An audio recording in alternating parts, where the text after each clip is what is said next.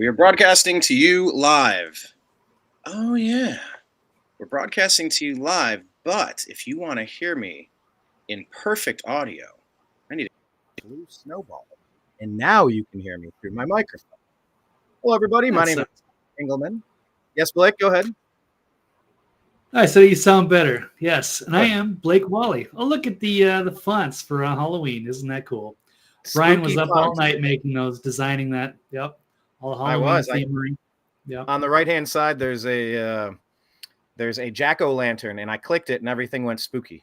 So that was the extent of me staying up all night. That would be last night, but today's Thursday, October the 26th, just a few days away from Halloween 2023. This is the Agree to Disagree show on the New American Media because the old American media has failed you. Welcome, everybody. Please leave your comments and join the conversation. Make sure you're following Blake Walley. He is on Twitter at TV's Blake Walley. That's Walley. That was a weird first W I tried to say. He's also on thenextlevelnews.com. Once you follow him, make sure you follow the Agree to Disagree show and the New American Media and TNAM in all of the places. Yes, all of the places. We're everywhere. So I just wanted to kind of talk about something before we got today's show rolling. The main topic of today's program shall not be infringed. You know, there was a recent story that came out. You may have heard of it.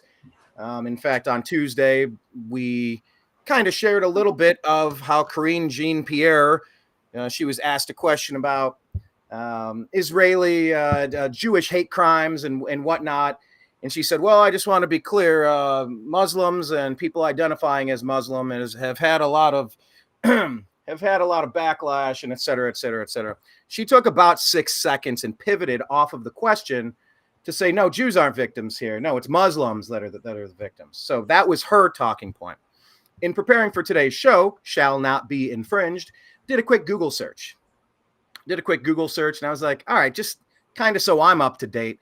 What are we talking about with this recent attack on October 7th? God, that was 19 days ago already. You know, you heard reports in the beginning, a couple hundred. You heard, maybe 700. No, it's more than 1,400 Israeli deaths, I believe, including at least 33 Americans, by the way. Our blood was spilled over there. And that's also 5,000 injuries. So roughly 6,400 people slaughtered, abused, slashed, shot, all sorts of atrocities. And when you saw those paragliders coming in from the sky, what's the first thing you think? All right, cool, target practice. Pull out what you got, take them out. But when I did this search, I was looking around for the numbers, just trying to make it known. What did Google show me? They pulled a Karine Jean-Pierre. Let me show you exactly what happened when I asked them one very specific question. So it's super important that you understand how to get your news and where you can never trust your news. Never trust Google, ever. So here, am I sharing it, or I guess I got to double click? Yeah, yep. Two-factor. Infinite wisdom, Restream takes you to a different page and you think that you're on it, but here we go. So this is exactly, literally, word for word, verbatim, what I typed in for show preparation today. How many Israelis died in 2023? Because, by the way, if you want to know how many Israelis were killed by Hamas, other than 2023, that number is going to be massive as well because these people can't stop killing their neighbors. So I did the search for how many Israelis died in 2023 by Hamas. Very simple question. Here's the top story from Al Jazeera. Oh, here's children killed in Gaza. Oh, there's blah, blah, blah. Oh, okay. Palestinians were killed. Oh, okay. Preparing for a ground incursion. Oh, okay. They wouldn't even answer the damn question. They did exactly what Ilhan Omar did when she was asked by the Fox News reporter. She lost her mind. How many people have to die? How many people have to die? You know, this is the equivalent of running in and punching somebody in the face in school. And then when they get ready to defend themselves, they run behind the teacher and go, can't hit me, can't hit me, can't hit me. Piss off. Yes, you can. I'm so sick of this stuff. So I really want everyone to be aware of what we're looking at when we try to even type an answer in here. They're like, oh, here's how many Palestinians were killed in Israel in Gaza. Like, get out of here with that crap. They don't even answer the question. It's right out of the Barack Hussein Obama playbook, nonstop. So as I was doing the show prep for Shall Not Be Infringed today's show, it just got me thinking. Because we're going to discuss a big story that happened, what was it, last night, this morning, sometime between last night and this moment now. There was a mass shooting in Lewiston, Maine, and now guess what you're hearing in the same media that won't answer any question accurately, intellectually, honestly. They always pivot and play these word games. What you're hearing is, oh, we need an assault rifle ban. No, we don't. We need to ban any politician that's going to try to limit your ability to defend yourself, to defend your family, and to defend your neighborhood and country from monsters that attack. Yes, we're 5 days away from Halloween. Oh, wouldn't that be an interesting time to have a nationwide attack with these 10 million illegal invaders that have swarmed across the border? The same thing that's happened where the federal government has gone in and clipped the barbed wire, razor wire defenses of Texas to let more people flood in illegally. Wouldn't that be interesting if under cover of mask that we had a nationwide attack? Because we're going to have one. It's going to happen. And you better have something on your hip. You better have something at your home. You better have multiple options for multiple scenarios, and you better be trained. Having a guitar in your closet doesn't make you a musician any more than having a firearm in the closet does make you capable of self-defense. You need ammunition, you need training, and you need the mental fortitude to understand how to act in stressful situations. I took a training course with my brother, and you had to run, and you had to drop, and you had to lay down, you had to hit a couple targets, then you had to get up, you had to run over the next one, pull out a different weapon, and use that one. Then you're out of ammunition there. Then you had to do the crawl on your elbows. And at that point, your chest is beating, your heart is racing, the adrenaline is pumping through you. Good luck trying to keep an accurate sight on your target. This is training. That's what happens when you play the guitar. What is it, 10,000 hours? Macklemore sang about that, 10,000 hours. And it's the classic line. Who the heck said that about becoming an expert at anything? You got to put your 10,000 hours in. Blake, do you know the answer to that one? Putting you on the spot. No, but I can say from experience that I bought a Fender thinking, oh, this will be great. I'll learn how to play the guitar. And then realizing very quickly, this is going to take years to get good at. And so then I just bought Guitar Hero on the PlayStation. I mastered that in a few hours, and I loved it. That was good. I was pretty good at that game for a while. It's very fun. That is a great game. Playing a real guitar is much, much more complicated, and it takes a lifetime to master. Of course. And it was Malcolm Gladwell in his book. He says he repeatedly refers to the 10,000-hour rule, asserting that the key to achieving true expertise in any skill is simply a matter of practicing, albeit in the correct way, for at least 10,000 hours. So the number one thing I want you to learn today as we dig into the show, never believe us. You may agree with me. You may agree with Blake. You might disagree with one of us or both of us or none of us. Doesn't matter. Never believe anything you hear anywhere. You have to find other reasonable people who have a solid track record of not lying to you in your face, not taking your question and twisting it to manipulate the situation, thinking they're slick like Ilhan Omar or Karine Jean-Pierre or Barack Hussein Obama or Joe Biden. Never trust anything, verify it. Also, get prepared. Get prepared. There are millions of people, many of them who do not like us, who do not like this country, who blame the people living here for the idiocy of Joe Biden, Barack Hussein Obama, and the other idiots who have disgraced that office. Get ready. Get prepared. And just remember, shall not be infringed. Just wanted to get that off my chest before I got into today's show, Blake. So obviously we're going to cover that topic. We're also going to cover the following. We're going to ask if you agree or disagree that Speaker Mike Johnson, yes, that's his real name. It sounds like it came out of the generic name generator. I didn't even know this guy was in Congress. Ta-da! Now he's Speaker. Interesting. What was his first action, by the way? Also interesting. But is Speaker Mike Johnson the right leader that America needs? Agree or disagree? Agree or disagree that FBI boss Christopher Wray should face an impeachment inquiry? Once again, I'm going to inquire. How about you just do it? Anyway, we'll get into it. I don't want to waste my A material in the beginning, but you know where I'm standing on that one. If you're watching today's show that's streaming on the Unhappy Hour, I meant to lead with the Unhappy Hour. Sorry if you've been here for a couple of minutes and I'm just now getting to it. We do have a sports show included, so that's why you're here. Agree or disagree that Bud Light is officially cool again after striking a mega deal with the UFC, the fighting championships.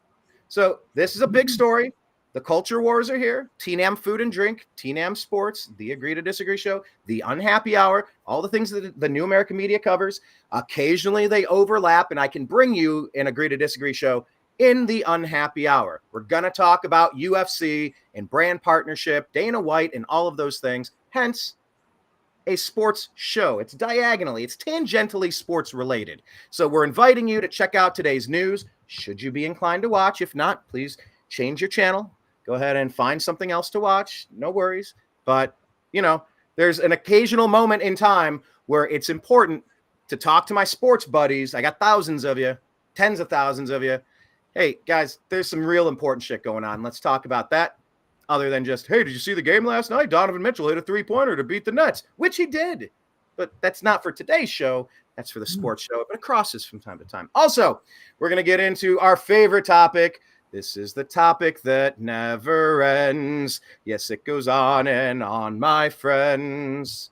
Agree or disagree that American Jews should be persecuted for the actions of Israelis? Agree or disagree that Jews are people of light and Palestinians are people of darkness? Agree or disagree that Zionists, by the way, we got to redefine this word. Apparently, we got to redefine this word because I'm not exactly understanding. Are these supremacists? Are these racists? Or just people who want to have a state of Israel as it exists? So we'll have to redefine the term Zionist, maybe look it up on a different site other than Wikipedia and try to reconfirm what that definition of the word is. But agree or disagree that Zionists are the chosen people of God and we must help them. Also agree or disagree that we should flood Hamas tunnels. And by the way, we're going to call them hummus. We're gonna belittle them in the Cloward and Piven way, to mock and ridicule, and we're gonna call them hummus. We're gonna call them a Mediterranean condiment made of tahini and garbanzo beans and olive oil and salt and pepper and maybe some red pepper flakes and maybe some garlic. I love hummus. I don't love Hamas, but I love hummus. So now we're gonna mock them by calling them a condiment. They're called hummus from now on. I might even type that and change it. But agree or disagree that we should flood hummus tunnels with nerve gas if necessary.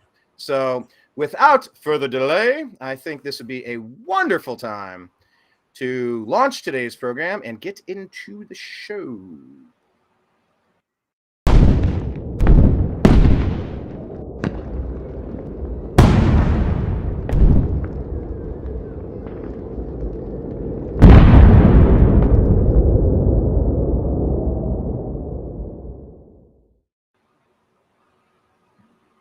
All right, everybody. Yes, and as you saw in our new opener, our new intro there, that is the sound of explosions, and it's the international symbol of distress because America is a nation in distress now, and we are raising the flag of danger, danger.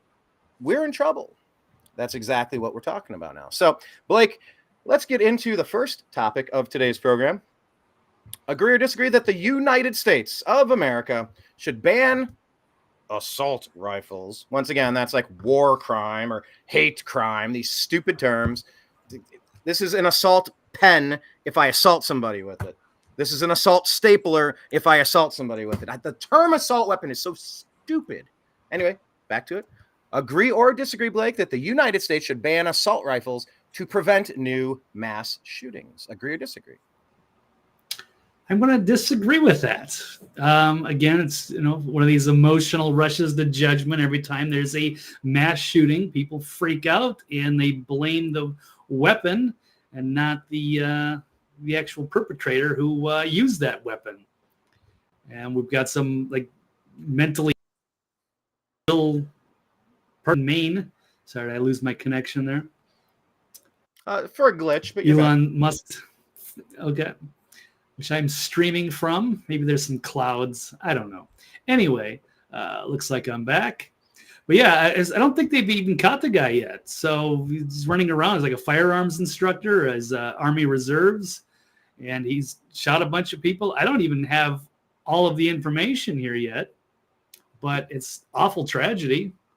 Well, tell us what you know. Let's always try to go through the 5 W's. Who is involved? What is the scenario? What happened? When did it happen? Where did it happen? Why did it happen? You know, we know some of these from time to time. We never know everything. Rarely do we know everything. Rarely. So let's just get this from the Gateway Pundit. This is from a few hours ago. The update is that the main mass shooter, Robert Card, is still at large, may have crossed state lines into Massachusetts.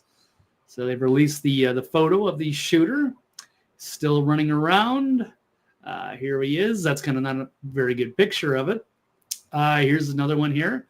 Army reservist Robert Card shot 22 people dead in Maine, bowling alley, and a bar. May have made a getaway on a jet ski. Moves to Massachusetts, where investigators believe he made off in a blue Chevy Suburban. What in the world is going on? I mean, the simulation is getting pretty weird right now, this video game that we're inside. You know, we've gone from, dare I say, normal stories, but now we're in the situation where it's about paragliders and jet skis. I mean, what's next?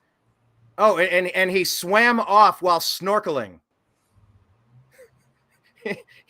He hopped into a dirigible and floated off very slowly over the horizon. I mean, what other modes of transportation are next, Blake? No, I mean, that's pretty impressive, like a Navy SEAL or something. Or it's like he's playing a game of, Grand Theft Auto using multiple transportation vehicles to get around and shoot people, and it's awful.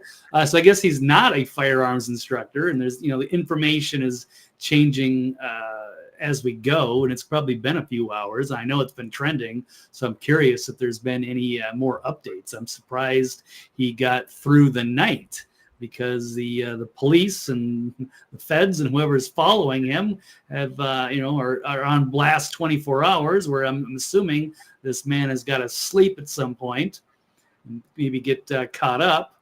But here he is. Last known to be operating, and now it's a white 2013 Subaru Outback, but I mean, this has probably changed since then, in Maine. So it just goes back and forth. Trying to get the information has been a little sticky. And it's also a lot of people pushing different information online, which is also confusing. I think our friend Ford Fisher also warned about that in a tweet. This isn't about, getting clicks. It's about, making sure we can get the correct information. So, I don't know, Brian, let's see here. Let's pull up another story out of the Daily Wire. Main shooting suspect was a U.S. military instructor, likely banned from owning guns over mental health issues. So how did he get them? What happened? How did the system fail us? And if this is true, that he does have mental health issues, he was committed to a mental health facility for a period of weeks. It indicates that it was an involuntary commitment, which means that he would have been banned from owning or possessing firearms. So these systems should have worked that way, that he would not have these weapons of destruction. So who do we blame here? The shooter, the gun, or the system? And we can look at, how about a tweet from Donald Trump Jr. The main shooter was, as always, known to law enforcement, previously committed to a mental institution, and prohibited from owning firearms. If only the FBI would stop spying on Catholics, concerned parents at PTA meetings, and MAGA patriots, maybe they'd actually stop real terrorists for a change rather than trying to create them. Amen. This is the Barack Hussein Obama method of trying to terrorize and demonize the regular American citizen to try to mask what's really going on in the country. It's all such a charade. It's a total misappropriation of resources. Yeah, as always. And then Elon Musk saying armed citizens vital for democracy's defense, causing the gun control activists to lose their minds. And yes, they usually emotionally freak out about everything before we get all of the facts in. That's kind of par for the course. And so, yes, Elon bore some of that brunt. And there's some good reasons to keep the right to bear arms. And we can't just let a few mentally ill mass shooters cause everybody to lose their rights to own firearms. So as tragic as the mass shootings are, armed citizens are essential to the defense of democracy, Musk wrote, seemingly referring indirectly to the unarmed citizens of, say, Israel, who were slaughtered by armed terrorists. And so the past 3 years have been one long infomercial for the Second Amendment. You had lockdowns and vaccine mandates. You had months of race riots and looting, police being defunded, crime exploding, Soros DAs letting criminals roam free, and then millions of illegals storming the border. Hillary calling for re-education of MAGA supporters. It's there's a lot of reasons. So they're going to lose this argument once again. And let's see what else. I got a couple more on this. Here's a good tweet from a little sequence from Tim Pool saying, I'm going to buy more guns today. And then an Australian said, I would just like to ask, why do you need guns? And someone pointed out, hey, so we don't get locked in camps for having a virus with a 99.9 survival rate. However you want to put that. Not to criticize anything with vaccines or any of that stuff. But what they did in Australia was awful. And they were locking those people down, making mandates. And, of course, those people are unarmed. So it's the quickest way to open up a tyranny on your own citizens is by disarming them. So dictators throughout the history would agree. It's pretty easy to control the population when they're unable to defend themselves. You can pretty much do whatever you want. We've got another tweet here from DC Drano. I found this from Cad Jockey, one of our occasional listeners. It says odds of federally banning AR-15, 0. Supreme Court striking down level AR-15 bans in the next few years, 99%. How about gun bans stopping mass shootings, 0%. So stop wasting your time with Fantasyland hysteria and let's work together on actual solutions. Time to bring back mental asylums on a massive scale. A massive scale. There are so many people in each of our cities that are mental cases that can't take care of themselves, that are threats to the general public. And the fact that these people, the fact that the ACLU and some of these organizations have fought so hard to let them have free reign to terrorize communities. People need help. And I'll get into this when we discuss Bud Light, when we discuss the UFC, but when people need help, the good thing to do would be to actually help them. You don't encourage the behavior of the problem. You don't encourage more of the delusion of the, there's all sorts of reasons why people are out on the streets. But if you really want to help them, you help them. You help them by grounding them in reality. You don't continue a facade. You don't continue, yeah, it's fine that you set up a tent here. Yeah, it's fine that you just scream at people as they walk past and charge at them with weapons. No, it's totally fine. Like, what else are you going to do? What else you're going to do is you remove these people and put them into facilities because they need help. They're mentally ill people. Anyway, we'll get into that a little bit more in that next story, but please continue. Oh, also, I was just going to add this since I had the talking stick. Anytime there's a situation, and there's a lot of people that say it, whether it's John Correa from Active Self-Protection, who's been a previous guest, or whether it's Dan Bongino, or you could go down the list. There's a million people that say this. I don't know who you give credit to, But, there's a 72-hour rule. Oh, also, I saw Patrick Bet David talking about this. I sent you something on Telegram, I believe, a few minutes before the show started, talking about the George Floyd update. And he said, we need a political party that's the anti-rush to judgment party. There's so much of a desire to just jump to a conclusion and then lock yourself into that position without having any of the information, whether it's George Floyd or Trayvon Martin or the Kenosha kid or the Covington kid or Bubba Wallace or Jussie Smollett or Trevor Bauer. Go down the list. How much of the news is straight bullshit?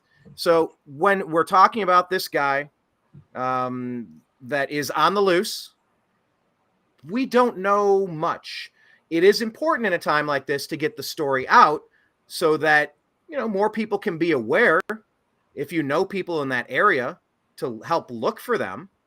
I never like to use the name of killers, but I guess while we're actively trying to find them, there might be a public benefit to putting the name of them out there.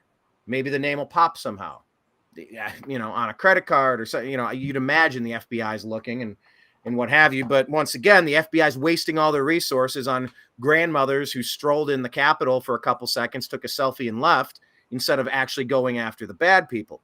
I wanted to add this here. This was on Twitter. I just tweeted this out. If once again, follow Blake. He's at TV's Blake Walley on X. And we are at American_media_. But I just sent this out as a post. So weird not calling it a tweet. From the Patriot Voice, it says, "It is clear as day that they are setting up the Lewiston, Maine shooting to blame MAGA. Robert Card is an Army reservist turned firearms instructor. There are leaked, air quote, leaked messages from the Chan boards that claim he wrote very incendiary posts about, quote, having enough of political correctness and wanting to take out non-whites and how he's had enough.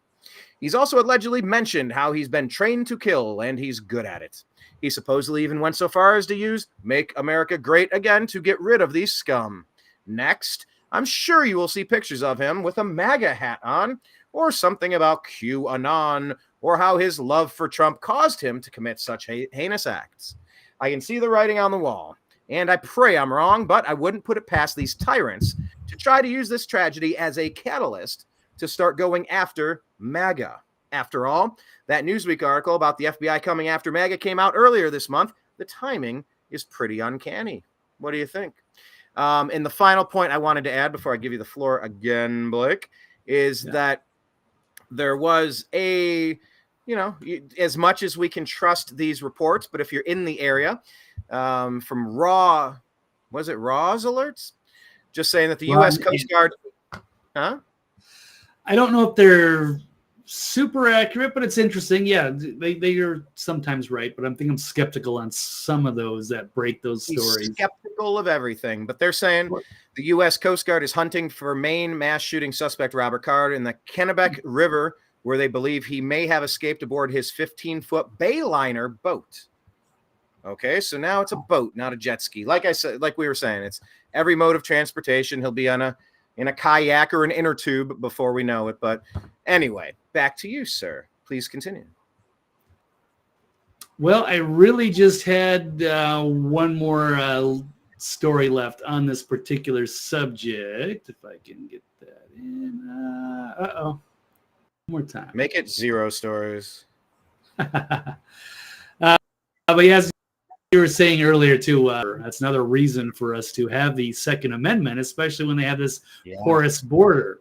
Or you can even look at the top of this Epic Times article, the no farmers, no food. Yeah, we also have the globalists and all these, they're burning down all these food facilities mysteriously. So while they want us to eat the bugs. So there's another good reason to stay armed. But yes, Hamas, Hezbollah terrorists are on U.S. soil waiting for Iran's green light to attack, according to a House hearing, or at least they were told that. The porous U.S. border with Mexico is an immediate national security threat that could explode at a moment's notice. Experts testify, and there could be sleeper cells within that could be, going after us at some point. So yes, we have to be vigilant and we have to keep our Second Amendment until these threats are no longer threats. And even then, it's just good to, you would think it's just good to have. It's part of our culture, and it's a necessary evil in a world of evil, I suppose. So we don't want, a group of terrorists going through your neighborhood. It's time for the citizens to fight back if we have to, because it seems like our leaders in Washington have let us down. And yes, well, we're defunding the police and have the border open, and we're involved in proxy wars. Might be a good time to consider keeping the Second Amendment and not just making an emotional judgment and banning them all because a few screwballs do screwy things. Okay, that's it. We need to remove any politician that tries to call for the removal or the infringement of our Second Amendment. These are our rights. These are God granted, not government granted. These are not temporary freedoms. These are not temporary privileges. These are permanent rights that we all have. That guy that did what he allegedly did in a bowling alley did not have the right to do what he did, and therefore he will be hunted, hopefully found, hopefully punished with the most severe form of punishment we allow. And yes, that's why I'm pro-death penalty. Period. Hard stop. You know, we saw the story we didn't cover on Tuesday, but those two people that ran over that retired cop, where was that, in Arizona? I forget where that happened. They filmed it and they ran him over while he was on a bicycle. That was Las Vegas. And they laughed about it. Vegas, wasn't yeah. it? And they were in court laughing about it again and mean mugging the family. And they, the guy that did it, he said, "Oh, I'll be out in 30 days." These people, the death penalty needs to exist for scum like this. I think they're like 17. They're going to be tried as adults, and they don't know any better. They're just bad kids from broken homes. They just don't care, and their life is a video game. So they're just like the virtual. I don't know, not knowing any better. Huh? That's why pencils have erasers. I mean, you don't know better than to kill people? I don't know. I don't believe it. And if you don't know better, good night into the ground. I guess. They're broken. Good night. They're broken. You are a disease to society, subhuman animal. Every derogatory. Are you really calling Hamas animals? Yep, absolutely. Ooh, so that gives you a green light to exterminate them because they're just animals. You can dehumanize your opposition, just like the neocons and the Zionists. You're going to sink to that level, Brian. We got to get a new definition for Zionists, by the way. But that's why pencils have erasers for those two that ran over that guy on the bike, and they're laughing about it, and they think they're going to be out in 30 days. They should be in the ground in 30 days. Yeah, that's fine. They're broken individuals, and there's probably no help for them, no hope. So, yeah. Okay. All right. Well. Oh, it's going to be tough. It's going to be tough reading all of these spooky fonts. But it's not topic discussion because this is near and dear to me, but it's also in Las Vegas. Apparently, the work. I don't know if they're striking. Is that official now?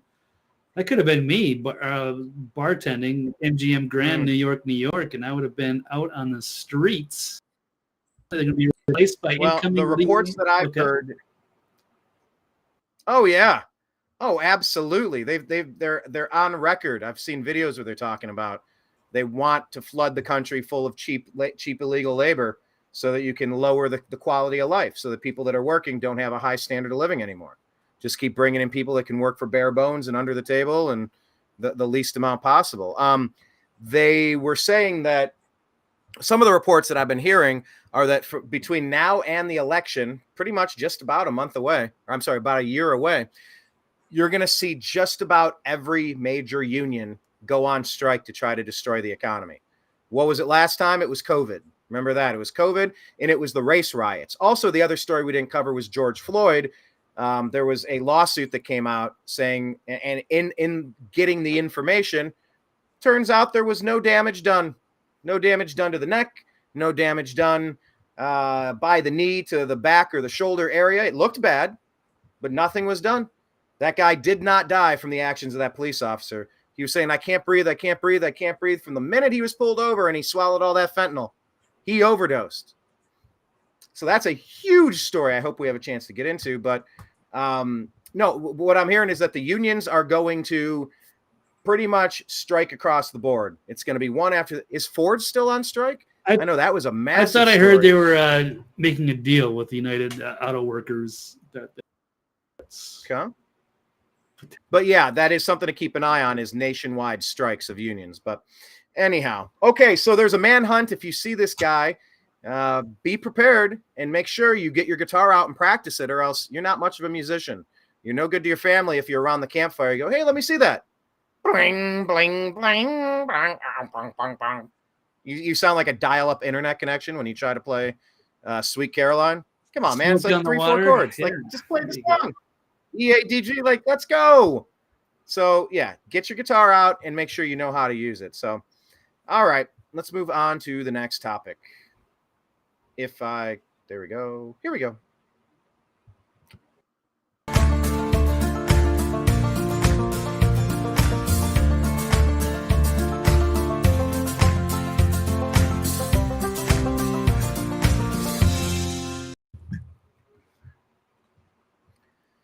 All right. Well, Emmer was the speaker.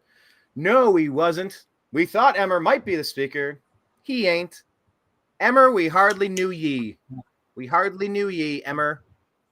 Who is this? God, I can't read this spooky font. It's terrible. Who is that? Shrubham? I don't know. Who is that? I'm not sure, but welcome. Yes. Welcome. All right. Well, Blake, agree or disagree that Speaker Mike Johnson is the right leader that America needs? Agree or disagree? The guy who got his name out of the random generic name generator, is he the leader that America needs? Agree or disagree?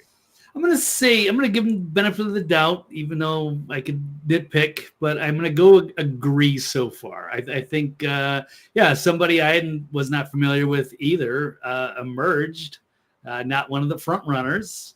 And then, yes, Tom Emmer was derailed, allegedly, from the word of Donald Trump. Took him down. Well, we can cover that story. So, yeah, there's things to like and maybe things not to like. But I think certainly he's more of the Make America Great type of candidate and not a lifelong neocon rhino swamp creature. So that's a positive. So we can get into it. I got a few stories. How about we'll start. Whoops, let me pull this up. Okay, this is out of the Epic Times again. Matt Gaetz saying Johnson's speakership proves that MAGA is ascendant in the GOP and the swamp is on the run. And Mr. Gaetz also accused McCarthy of trying to sabotage the 3 recent speaker nominees. Yes, he was trying to get himself back in as the speaker. And I really dislike McCarthy. I really dislike that guy. Remember, he was part of that Young Guns. Remember the Young Guns? What was it? Paul Ryan, McCarthy. They wrote that book. It was like, the new young conservative leadership. Good Lord, what a scam that turned out to be. Yeah, definitely. But Matt Gaetz on Wednesday declared the election of Mike Johnson as House Speaker a sign of strength of the MAGA movement and the waning power of the swamp. So after a 3-week leadership void in the House, the GOP conference chose Mr. Johnson as their speaker nominee. Yeah, because we did this show Tuesday, and we just basically finished the show, I think, believing that Tom Emmer was pretty much the nominee. It was a done deal, and he kind of took over by surprise. That might be Byron Donalds, or who knows, or it would just be vacant for a few months. But Matt Gaetz, who led the motion to oust Kevin McCarthy, the former speaker, touted Johnson's victory as exemplary of the growing power of the MAGA movement on Capitol Hill. So the swamp is on the run. MAGA is ascendant. If you don't think that moving from McCarthy to MAGA Mike Johnson shows the ascendance of this movement and where the power in the Republican Party truly lies, then you're not paying attention. And let's see. We've got another article here. Democrats already losing their minds over the election of Mike Johnson. So that's also positive. That was one of the reasons I liked Jordan, is because they were freaking out. So what are they saying? Yes. Why are they freaking out? Like, what are they saying? Here, take a look at Katie Porter, who says he's anti-abortion, anti-LGBTQ, anti-Social Security, anti-Medicare, anti-democracy. And then she says insurrectionist Mike Johnson is now second in line to the presidency. The American people deserve better.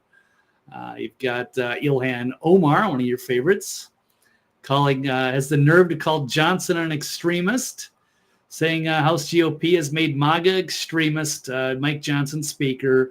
His notable achievements are the architect of overturning the election, seeking abortion ban, voting against LGBT, Social Security, and Republicans have embraced the extreme MAGA playbook. I don't know about that, and then anybody that uses the terms extreme MAGA are clowns. Anybody that uses the I word, insurrection, are clowns. If there was an insurrection call, I'm telling you, you would have known about it. You would have noticed. You wouldn't have seen a couple of people do a couple of things. It was a mostly peaceful protest, and then some people did some things. If there was an actual insurrection and a call for that, you would have seen a much different scenario play out on January 6th. These people are intellectually dishonest, to borrow your phrase. I agree. And this is also, speaking of the insurrection, we've got Trump saying how he torpedoed Tom Emmer's speaker bid, saying, he, quote, killed him. So, just hours after Representative Tom Emmer won the Republican nomination to be House Speaker on Tuesday, former President Donald Trump took to Truth Social to deride the congressman as totally out of touch with Republican voters and a globalist rhino. And he then got on the phone with members to express his aversion for Emmer and his bid for Speaker. Now, that's some power right there. Even after he was elected, all Donald Trump had to do was make a couple of phone calls, and it was done. So by Tuesday afternoon, Trump called one phone call close to him with the message, he's done. It's over. I killed him. And then minutes later, Emmer officially dropped out of the race. So what do you think of that? That's pretty crazy. I don't know. I'm just kind of wondering why President Trump didn't want to be speaker. He reluctantly kind of played with it a little bit. He played with the idea, but he didn't really seem to have any interest in it. I feel like it would have been a good move in the middle of these lawfare attempts to ruin him, to silence him. How are you going to silence the Speaker of the House? The title is called Speaker. You're saying the Speaker can't speak? That would have been such a good mind meld. That would have been such a good reverse Uno card. I can't speak. I'm the Speaker. You shut up. So I don't know. I'm a little disappointed we didn't get to see Speaker Trump. It's in my name. It's in my title. It says Speaker, and you're trying to gag me? Get out of here. Oh, absolutely. That would have been awesome. The news cycle would have been spectacular, and the Democrats' meltdown would have been amazing. But we won't get that. And, there's some very good things about our new speaker. And, of course, there are some things to maybe nitpick about. Here's one of these things. Of course, neocons fear Speaker Mike Johnson could bring an end to Ukraine war cash, which I would take as a positive, because McCarthy just couldn't help himself giving all of our money over to Ukraine, where it just goes into a black hole in a pretty much a losing effort that we have no chance of succeeding over there, to push back on Russia in those parts of Ukraine. So anyway, the recent election of Mike Johnson as Speaker of the House has struck terror in the heart of the Uniparty, with neoconservatives and Democrats fearing that their reckless Ukraine spending may finally be put to an end. But now here we'll go switch this. Newly elected GOP House Speaker Mike Johnson announces his first priority will actually be to fund Israel.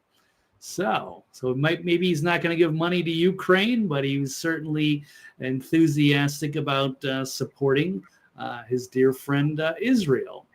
And that's the first move. Bring to the floor.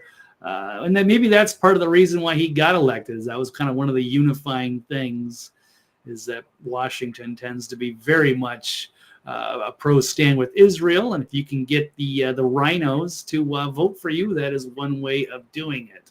So, but I'm still giving them the benefit of the doubt.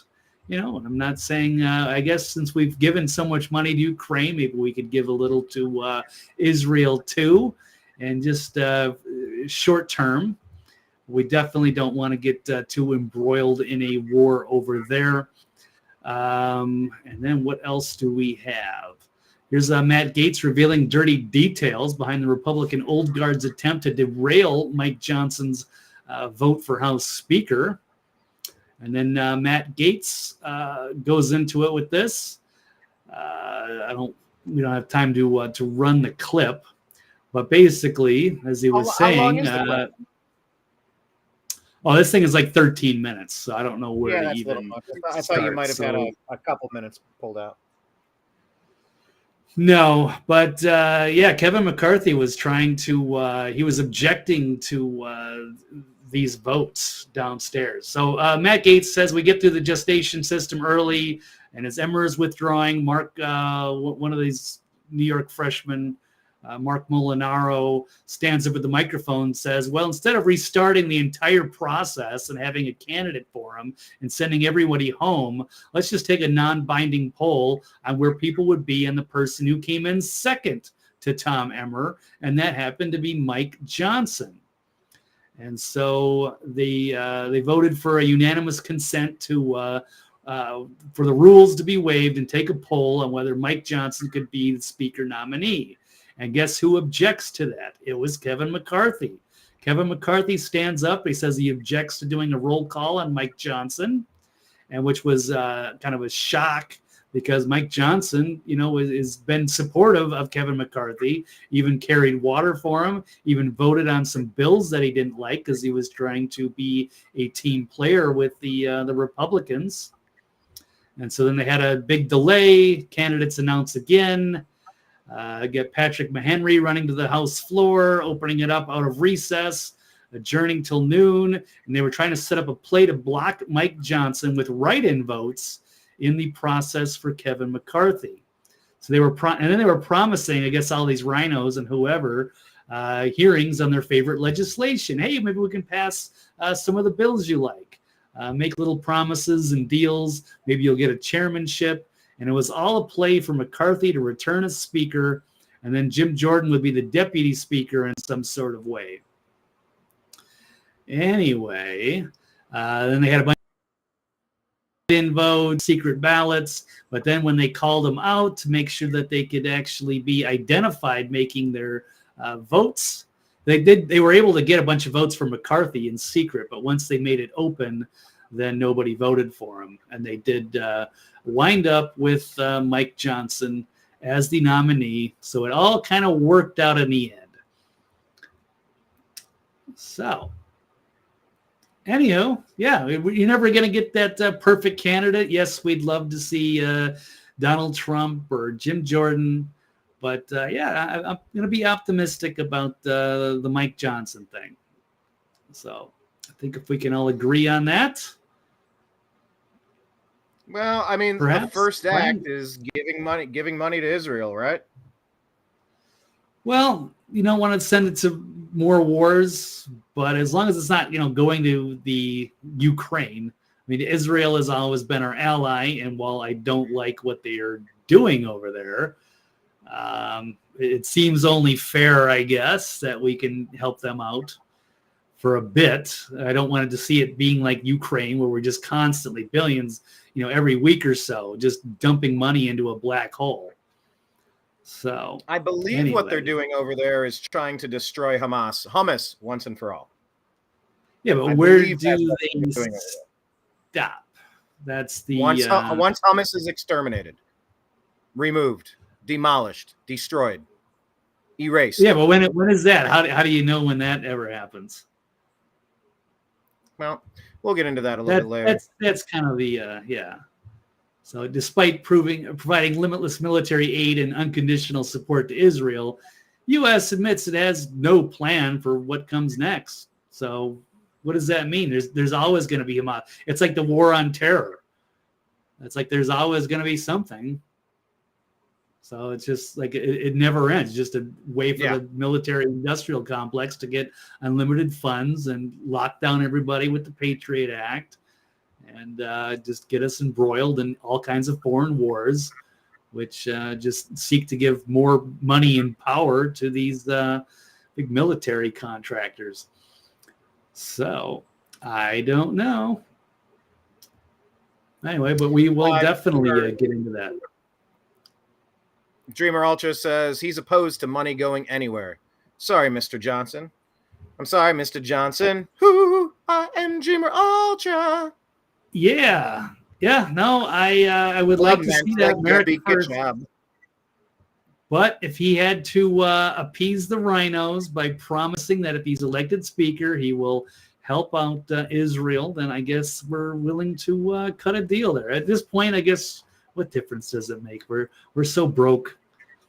But as long as it's not a full-time trend. And I really want to start scrutinizing who the Zionists are. Are they really a great ally? Is this a worthy cause?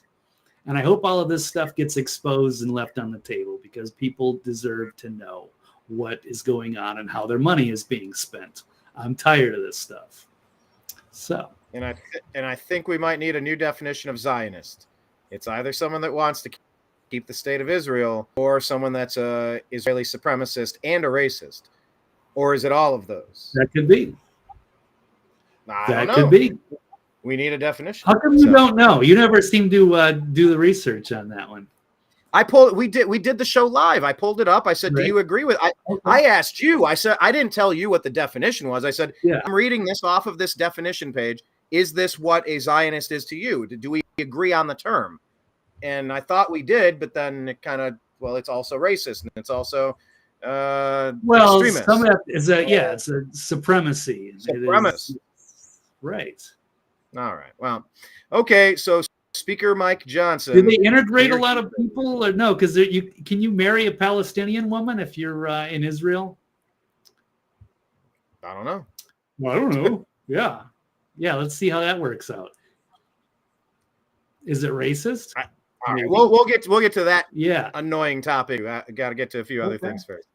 All right. Yeah. Is that pretty much all we have on Mike Johnson, other than here he is? And I guess he immediately dropped to a knee and gave a prayer and kind of invoked the blessing of God, kind of like our founding fathers did back in the day.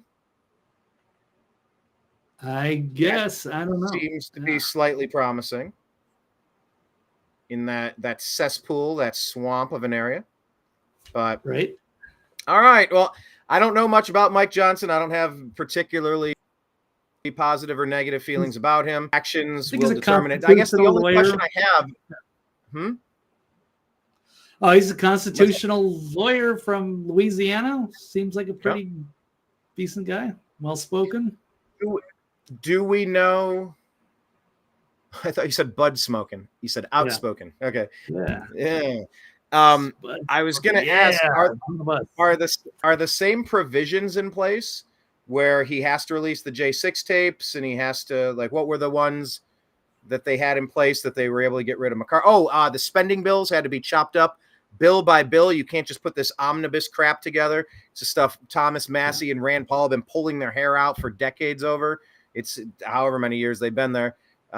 Single item spending bills. So you can't say, "Oh, you don't like the kids of America? I can't believe you're not going to fund Ukraine." It's like, these have nothing to do with each other.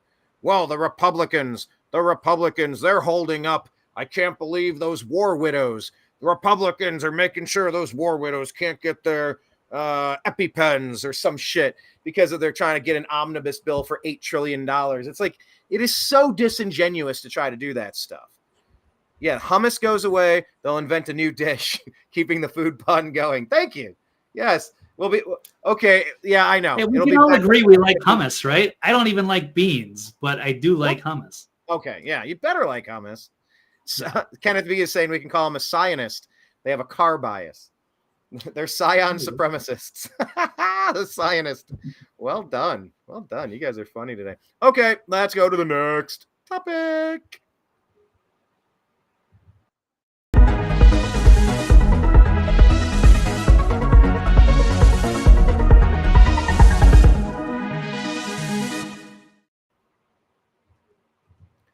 okay, something that wasn't in the stack, but a couple of these I just want to bounce to real quick.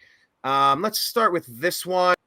I don't have the headline, but I just want to give you the story. I got to double click this thing. So this is an update with Jamal Bowman. You may remember, as we're talking about the craziness, Jamal Bowman has he won who wanted to do the vote, and he pulled the fire alarm. Yes, it's like he's a 13-year-old or a college freshman.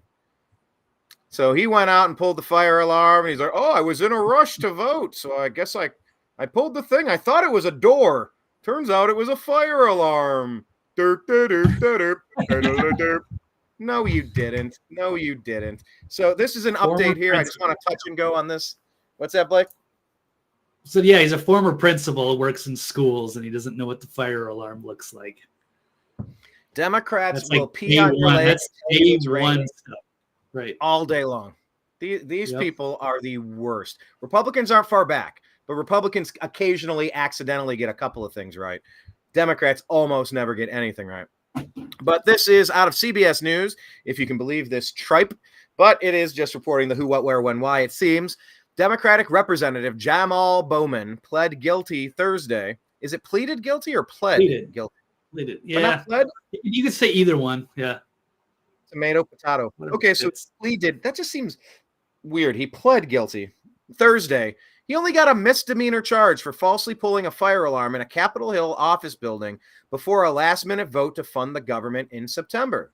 According to the Associate. Now, I thought disrupting a congressional meeting gets you 22 years in prison, Blake. Wasn't that the standard that was set by the Democrats? They did set that standard. Imagine if that was done by one of the people on J6, if one of the the protesters caught peacefully walking through the Capitol. They would have pulled the fire alarm. Yeah, they'd be in a gulag right now. Instead, according to the Associated Press, Bowman's only going to pay a $1,000 fine and serve 3 months, not of prison, not of jail time, of probation. I thought you get 22 years for this stuff. The imbalance of the equal distribution of law is shocking, astonishing, appalling. So he's just going to get 3 months of probation, $1,000 fine, a slap on the wrist. I'm sure Pelosi peeled off a few hundreds and gave it to him. Here, go ahead, pay this kid, since she's made hundreds of millions of dollars with her illegal stock trades. Here's an envelope stuffed with cash. There you go, buddy. Yeah, she probably went to her banker's boxes that the Patrick McHenry when she was evicted from her hidden office in the Capitol. She probably just rifled through there. It's all $100 bills. Here you go, and a little something for your kids, eh? Here you go. Thanks for doing that. We wanted to demonize those Republicans for not funding the government. You did a good job. It made the news cycle. No, not your fire alarm. Just that the Republicans won't help those war widows and will keep EpiPens from quadriplegics, and they're shutting down animal shelters. It's like, get out of here with that. Anyway, so after which they're saying the false fire alarm charge is even going to be dismissed from his record under an agreement with the prosecutors. Oh, but he'll write an apology letter. They got the gall to say this, quote, Congressman Bowman was treated like anyone else who violates the law in the District of Columbia. Oh my, I almost choked on that tripe. A spokesman for the Attorney General for the District of Columbia said in a statement on Wednesday, based on the evidence presented by Capitol Police, we charge the only crime that we have jurisdiction to prosecute. So Bowman was ordered to appear, and he called it a lapse in judgment. No, I thought he said it was opening a door. I am responsible for activating a fire alarm. I will be paying the fine issued and look forward to these charges being ultimately dropped. Blake, comment on this for a second. It just seems like Democrats always get away with everything and up to bloody murder, and Republicans are abused and ran through the meat grinder for sneezing. Like, if you don't have an equal distribution of justice under the law, you really cease to be a country. Any thoughts on this? Well, what they're doing is way too heavy-handed, so I won't hold them to that standard. But yeah, it should be like a $10,000 fine, 6 months of probation, and yes, the letter. And yeah, I'm more mad that he lied about it. least just man up and don't play us for stupid. You know you did it. Like, oh, I was walking and I slipped and I didn't know what that was and I grabbed it. Oh, I didn't know it was a fire alarm. Everything started making noise and I was, no, this is bullshit. So, yeah. Or he should even, I don't know, what else could be done against that? He should have his seat challenged for sure. I don't know what else he's up to, but that was I almost admire the stunt to some extent, but you got to, be willing to do the time if you commit the crime there. Once again, file this under, imagine what the Democrats used to get away with before they got caught with everything. Just imagine all the dirty tricks they used to pull nonstop. Down to Hillary bringing out her Southern accent, saying, I keep my hot sauce in my purse. It's like, you're a clown. But if pre-internet, you would just think, oh, Hillary, yeah, she's a good old Southern lady. She even has hot sauce. She, just like us, she loves hot sauce. And it's like, these people feel no way tired. Yeah. Huh? What is it like? I don't feel no way tired or whatever. It's some like Arkansas quote. It's her birthday too. This, Blake? These wish happy birthday for Hillary. Is that today? Yeah. No, I will not. There were people calling out the tweets from October 26, 2016, when she was showing a picture of her younger self about how she would grow up to be the future president. But it didn't happen. Fortunately for the rest of us, what a nightmare that would have been. Oh my Lord! I mean, so yeah, you win some, you lose some, I suppose. But if they're going to give this guy probation, a slap on the wrist, and take it off the record, why can't we do that with the J6ers? The non-violent J6ers. These are people that were protesting peacefully. The peaceful protesters. Why not give them the same thing Jamal Bowman got? Yeah, that's the standard. Yeah, they're setting a new standard. So let's unless there were people committing violence or beating cops with fire extinguishers or something like that, or vandalizing, doing massive, major something, then they should all go. They should all be released immediately. And then even the ones that did some minor mischief should be in I think they've already probably served their time already. Let them go too. Time served, probation, take it off your record with good behavior, pay a little fine, so be it. Okay, here's another story that came out a couple of days ago that we didn't have a chance to get to, but it's very important. Oh, what is this? Rick Norman. Hi, Rick Norman. Does Rick join us often, Blake? I don't recall Rick Norman joining us. He jumps in occasionally, yeah. He's frequent with Mike Barra's broadcast. Good. Hi, Rick. So it's great to have him here. Yes. Hello, Rick. Howdy, Rick. He comments, it doesn't seem like it, or so to speak, Brian. It is that way. They can do whatever they want. Rules for thee, but not for me. It is sickening. Well, speaking of sickening, I want to get to this story because this came out a couple of days ago, and we did not have the opportunity to discuss it just yet. But this is regarding the 911 call that details the drowning of the Obama chef. I mean, this is a massive story. This is bigger than massive, actually. So let's see if we can play this. Well, let me read. Well, let's play it and then read a little bit. We have the tape. I have not. This better be the tape. Let's give it a shot. Hopefully, this is the tape. Have you listened to it yet? No, I know the story came out, but I didn't have the audio, so I did not know. And I didn't know how long it would be if I didn't have enough time to play it. Yeah, it's quick and it's weird. There's several weird moments that I want to discuss. Hopefully, this is it. If not, we're gonna have to go and dig it up, just like we need to dig up this guy's book. Well, that he it's still was serious. Cheryl Atkinson, she's one of the most respectable journalists on the planet. So if she's believing this, then I got to take her seriously. Oh, well, here, let me read what I have pulled up, and then I'll get to the New York Post. If it ever clicks over, it's in pause mode. Yeah. There we go. Okay. So Cheryl Atkinson, well, let me read Cheryl's after. I think I pulled up the wrong one. I apologize, folks. This would be a little easier if we had a producer that could follow with us. Let me pull up another. Doggone it. I thought I was pulling up this one. Let's try this. Share. double share. Blake, can you share it for me? I can. Okay, here we go. All right, let's see if this plays. Hopefully it does. Sound is up. Here we go. 911, this is recorded. Where is your emergency?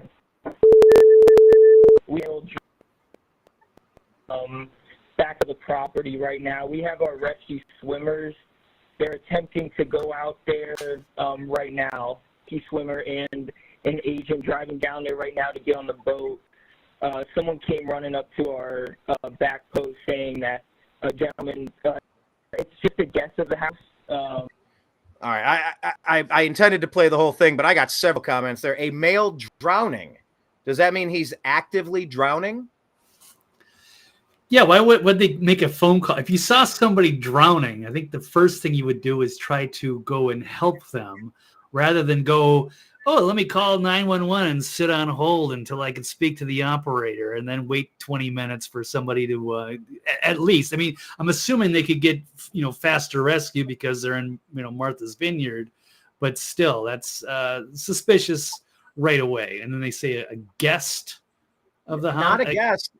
Specifically, they said just a guest, not a guy who's allegedly writing a tell-all book, not a guy that's been involved in their personal lives and living in the home of the Obamas, not a guy who may allegedly, perhaps reportedly, who knows, involved in some sort of three-person situationship here. But let's let this all play out again, and I'll try not to talk over it until I have the next point to mention. 911, the sign's recorded. Where is your emergency? We have a male drowning in the back of the property right now. We have our rescue swimmers. They're attempting to go out there. They have their rescue swimmer. Yeah, we have like a team of rescue swimmers just on standby and a pond, a glorified pond in Martha's Vineyard. We have our rescue swimmers for just a guest. Right now, swimmer and an agent driving down there right now to get on the boat. Someone came running up to our back post saying that a gentleman, it's just a guest of the house. A gentleman who's just a guest of the house. This guy lived with them for quite a long time, right? I don't know the exact amount of time, but it was a significant amount of time. Right, Blake? Right. All right. Yeah, probably going. Since he's got out of the White House, yeah. Yeah. Oh, I think he may have not been actively the chef. I'm still trying to unpack all of this. There might be components to this, and I'll dig into the story a little bit underneath. But here, let's continue with this weird call. Out there drowning. So right now, rescue swimmers going out there. So our rescue swimmers aren't able to locate the gentleman that was reported drowning. Once again, it's in the present tense. It's not that he drowned. It's that he's drowning. That's a weird way to frame that, right? He said it multiple times. Drowning. Yeah. Like it actively drowning.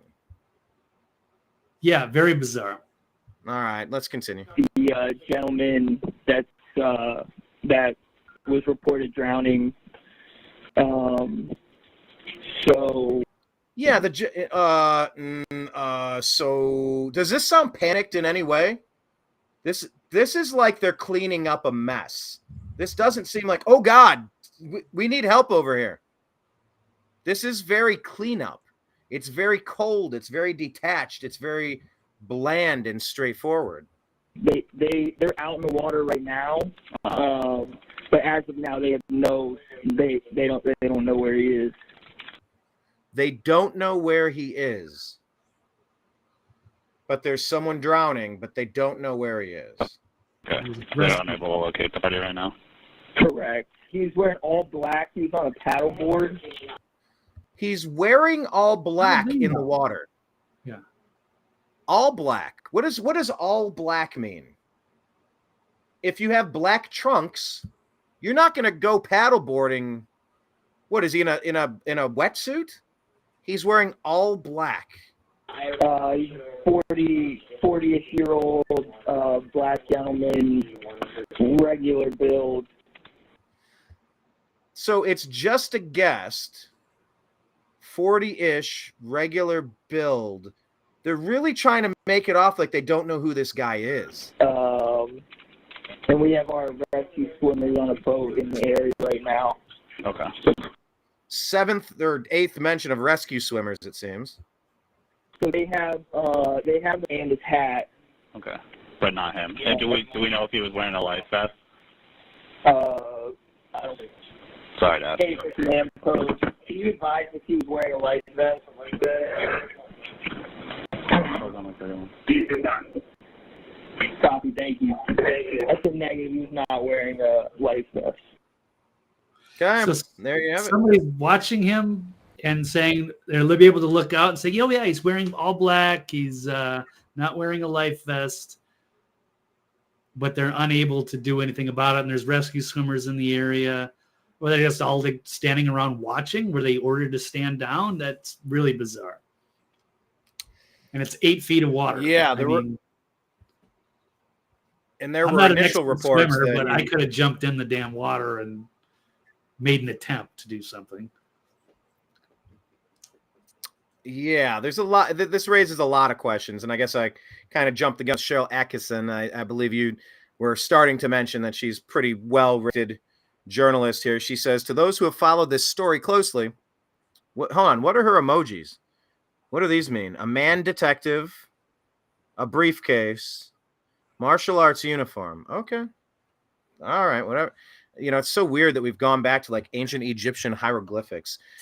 Anyway, to those who have followed this story closely, I didn't look into the Obama chef drowning and don't know of anything inherently suspicious. But hearing the 911 tape, if I understand correctly, I would still ask, why did they call the chef a guest of the house? Why was he wearing dark clothing and a hat to go paddleboarding at night? And so there's all sorts of questions. There, love to see the security camera footage. You know, it extensively covered the property. Of course it was. Weren't there Secret Service patrols with boats in the water? Sam is saying, I don't think he still worked for them, so maybe he was a guest. But this person is saying, Aaron Legler, the tone of the voice by the 911 caller I found odd. Yeah, a guy is drowning or whatever, and yeah, maybe send like, I don't know, the ambulance or whatever. Plus, is drowning not drowned? It doesn't take that long to drown where you have time to make a casual phone call. Right. You know, so this is very bizarre, Blake. What are your thoughts upon hearing this for the first time? What's your initial reaction? It seems like there's a cover-up going on.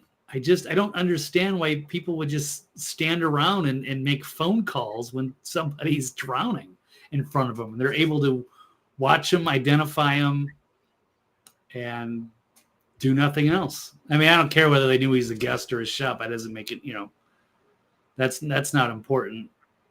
But the fact that they're able to identify and not do anything, that's just doesn't make sense. It doesn't pass the smell test. So no, yeah, kind of drain that pond, like drain that swamp. What will you find? Yeah, there was an initial report from some lady. I read what I read. I don't know if it's accurate, but they said that someone pulled him under, that they were watching someone being dragged underneath. Like that there was screaming and there was a commotion being made and you could see someone coming up and being pulled underneath. That could be. Get some like Navy SEAL or something. That's they're going to do an assassination. They pulled him under. I don't know. I mean, it's until they can prove that it didn't. I don't know. I guess we could say whatever we want. Right. All right. Well, that's a story to follow, you know, because it is a non-zero chance that the Obama spouse is going to run for president.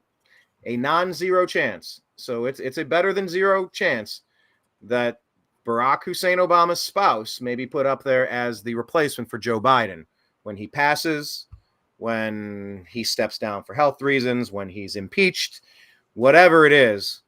The person really, and remember, she left right afterward. She was angry. She was seen without Obama for a long time in different places across the globe. It's rumored they're very unhappy with each other and fighting. There's a lot of rumors going on here. So let's keep an eye on this story and try to I don't know. I don't know what else we can glean from it, but I sure would love to see the laptop and see if he had a book in the works. Did he have anything up in the cloud? Did he have any hard copies? Did he have a safe deposit box? Did he, set a dead man switch for this thing? If you're writing a tell-all book on the Obamas, you better have a dead man switch. You better have this in the hands of other people. Otherwise, I mean, I don't know what to tell you. You swim at the sharks, you get bit, So anyway, I wanted to highlight those two stories. They weren't in the stack per se, but I do think they're important. All right, on to the next topic.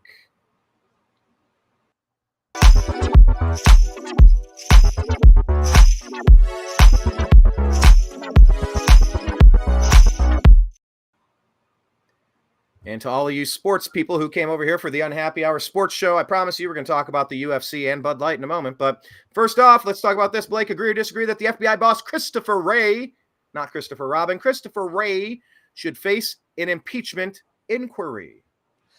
Yes, I agree absolutely. And what this is getting into, if I can pull up that story. Actually, I don't know. Let's see. Here we go. There's a couple of them. And it could really be, investigating the FBI. We got a senator revealing how the FBI improperly halted the investigation into the Biden family corruption. Did this pull up? Let me go this. Here we go. Okay, so there is and there has been an effort to among certain Justice Department and FBI officials to improperly delay and stop full and complete investigative activity into the Biden family. So this is pretty bombshell stuff. Republican Iowa Senator Chuck Grassley announced Wednesday that there is evidence that the FBI and DOJ attempted to shut down investigative activity into the Biden family and initiated a cover-up of criminal information by labeling it foreign disinformation. So Grassley presented the findings in a letter to Merrick Garland and Christopher Wray, noting that this letter is based on years of investigation, including the provision of information, records, and allegations from multiple Justice Department whistleblowers. And then we could also pull up the FBI and its Foreign Influence Task Force purged sources who were onto the Biden corruption. So the people that were looking into it, reporting it, and they were basically shut down. FBI's Foreign Influence Task Force used a sham assessment opened by FBI headquarters to cull reporting from their confidential human sources throughout the country related to Biden family, and then falsely brand the intelligence as foreign disinformation. So the explosive news suggests the DOJ and FBI's Biden Family Protection Program encompassed many is the involvement of Priestley, but a task force that demands an immediate response by the House, namely the launching of an impeachment inquiry by Director Christopher Wray, under whose watch this task force abused its power and interfered in a presidential election. So imagine if this came out. This was the big October surprise that should have sealed the easy re-election of Donald Trump. And then when this story broke to basically finish off the Biden family, they basically undermined it. Said it was Russian disinformation, and including basically censoring the New York Post from even reporting on it or being allowed to speak on Twitter, any of that stuff. So that's major election interference. So it's time, I would think, to investigate the head of the FBI, Christopher Wray. Start there, work your way down, find out who all these whistleblowers are, and investigate the FBI. Because this was a serious corruption. And then, of course, after that, you're going to have to start going after the Biden crime family to find out what they were actually doing and why they were covering all of this up. So Grassley's office noted the senator will seek interviews from at least 25 DOJ and FBI personnel involved in the efforts to investigate the Biden family and shut down related sourcing.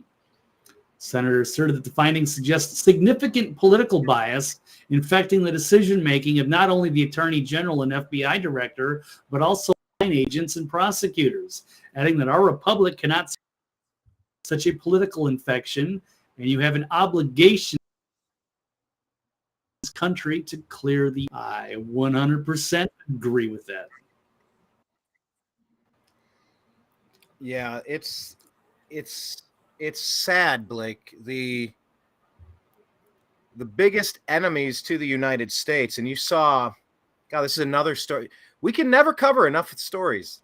No matter how many stories we try to get to, there's so many we need to.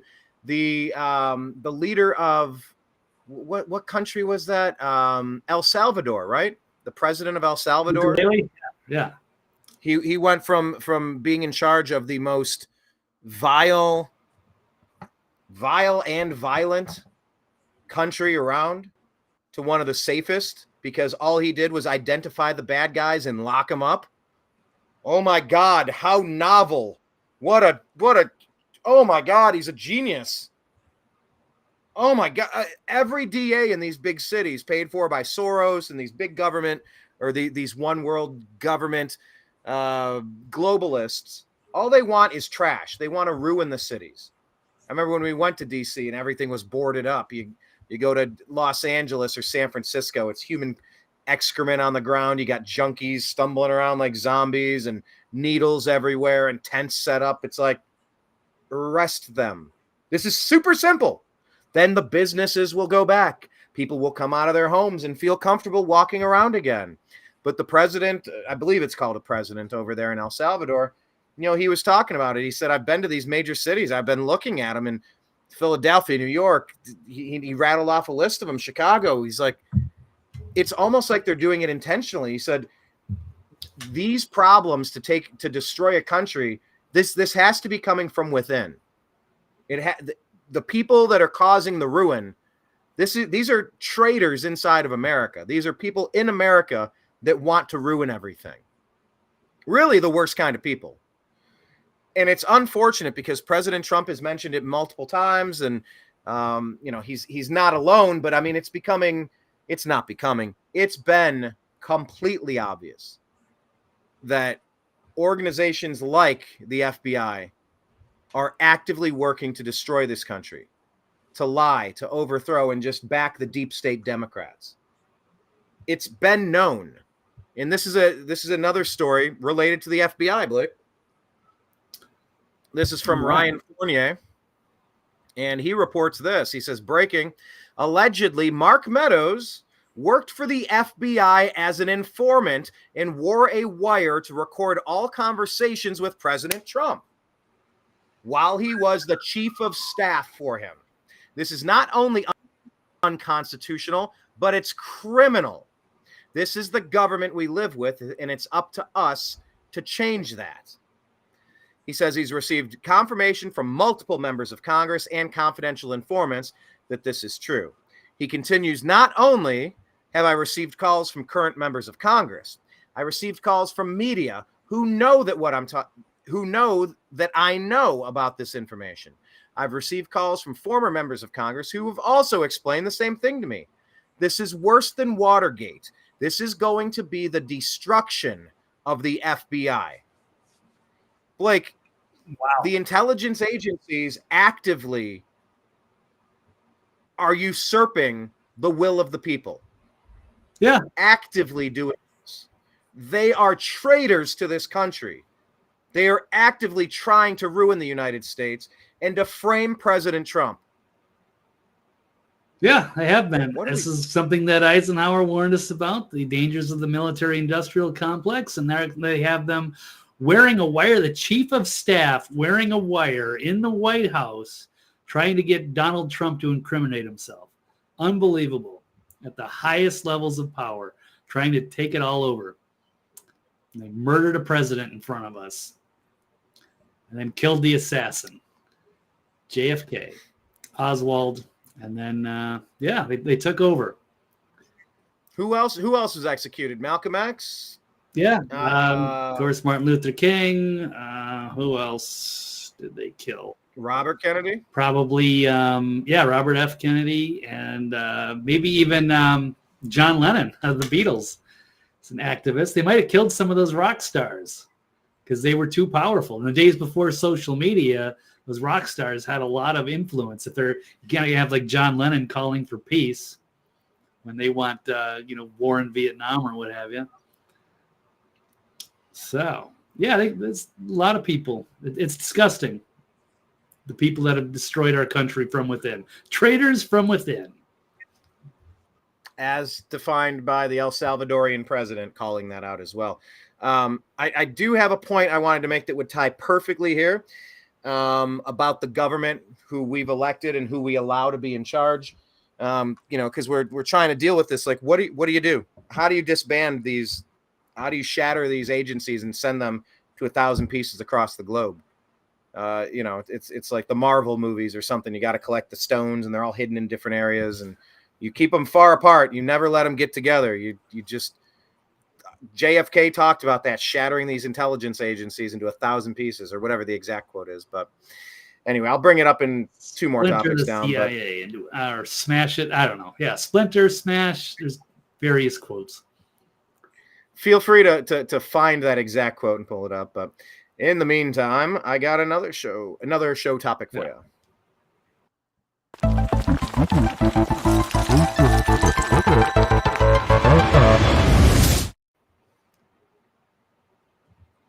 I like the music.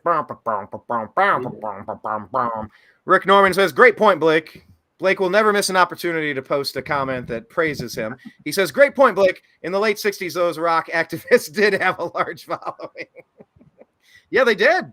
I mean, that was before the internet. That was back. Yeah. I mean, who all died at 27? Jim Morrison, Janis Joplin, Jimi Hendrix. Yeah. John Lennon might not have been that exact same age, but the point remains. Okay, Blake, next topic. Agree or disagree that if Alex Jones gets 10,000 Bitcoin, gets a 10,000 Bitcoin bounty, he should share with us? Agree or disagree? If AJ gets 10K in BTC bounty, he should share with us. Yeah, it's difficult to get that sentence together. It can mean so many multiple things, but not necessarily share with us, but just the alternative media as a whole. I think that would seem fair. So let's get into that. Let me pull up a couple of stories. Let me see. That would be his fair share, Blake. It sounds like you're using communist language there. I wouldn't quite go that far, but let's see. How about... So this is from Max Kaiser. Let me get this. I got to double click this thing in here. Okay, so he says Alex hasn't confirmed a date or time yet. Is he about to lose the chance to own 10,000 Bitcoin again? And we just spoke of El Salvador. Max Kaiser lives there because now they're like a kind of a Bitcoin haven. And they've got that whole city. They are really cleaning up that country. There's a lot of interesting things happening there. And of course, the president there is, had Bitcoin as a legal tender there. So it's pretty cool to see.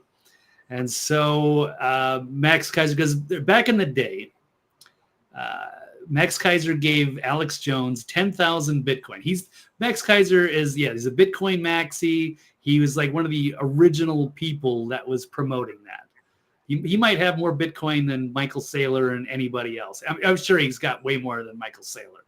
He was in the game way before Michael Saylor was. So Matt Kaiser, he might be the richest man on the world for all I know. I don't know, but he's going to go on. He says he's going to go back on Alex Jones with a quiz, and if he can answer all 5 questions correctly, he gets his 10,000 Bitcoin because he did give him that years ago. Let's get into the quick story. Yeah, I'm not familiar with this story. Oh, okay. Yeah, you got to hear this.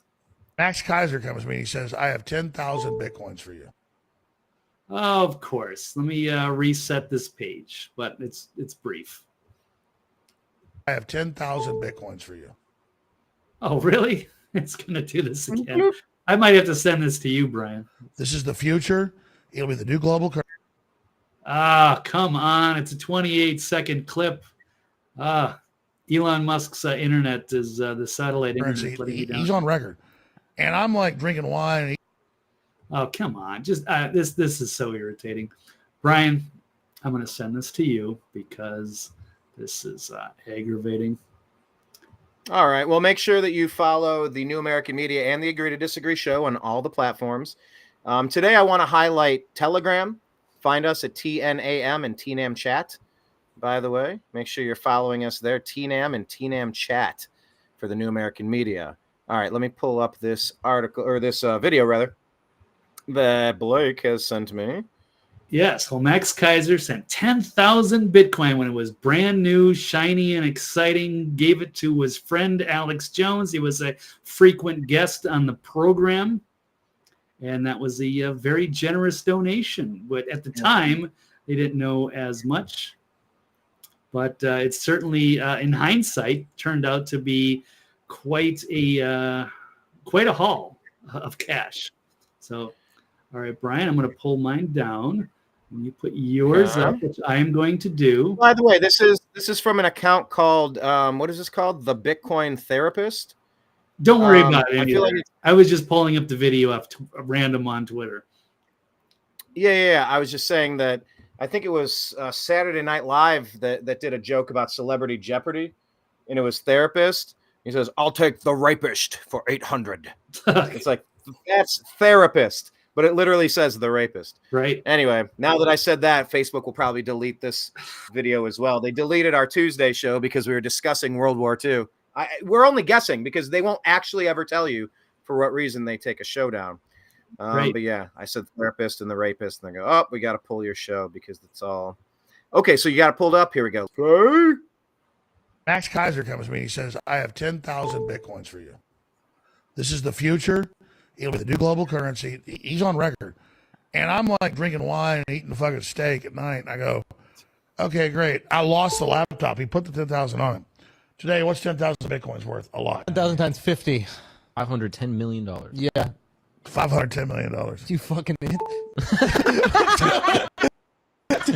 For that laptop. Max Kaiser comes to me and he says, I have 10. Okay. So there you go. So he just lost a laptop like Hunter Biden? What is with people losing I've lived all these decades. I've never once lost a laptop. These people all lose laptops. Do we believe that this is a legitimate story? Yeah, it's a legitimate story.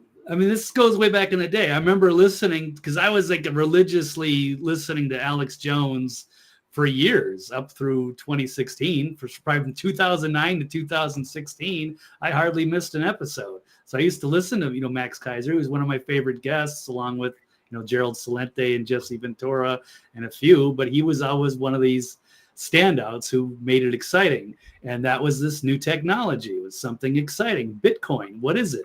And I even got on board. I bought 1.5 Bitcoin, and I was going to get more, but the exchange that I went through went out of business, and the guy moved to China. It's called Cryptsy. But anyway, so I lost a fortune that way.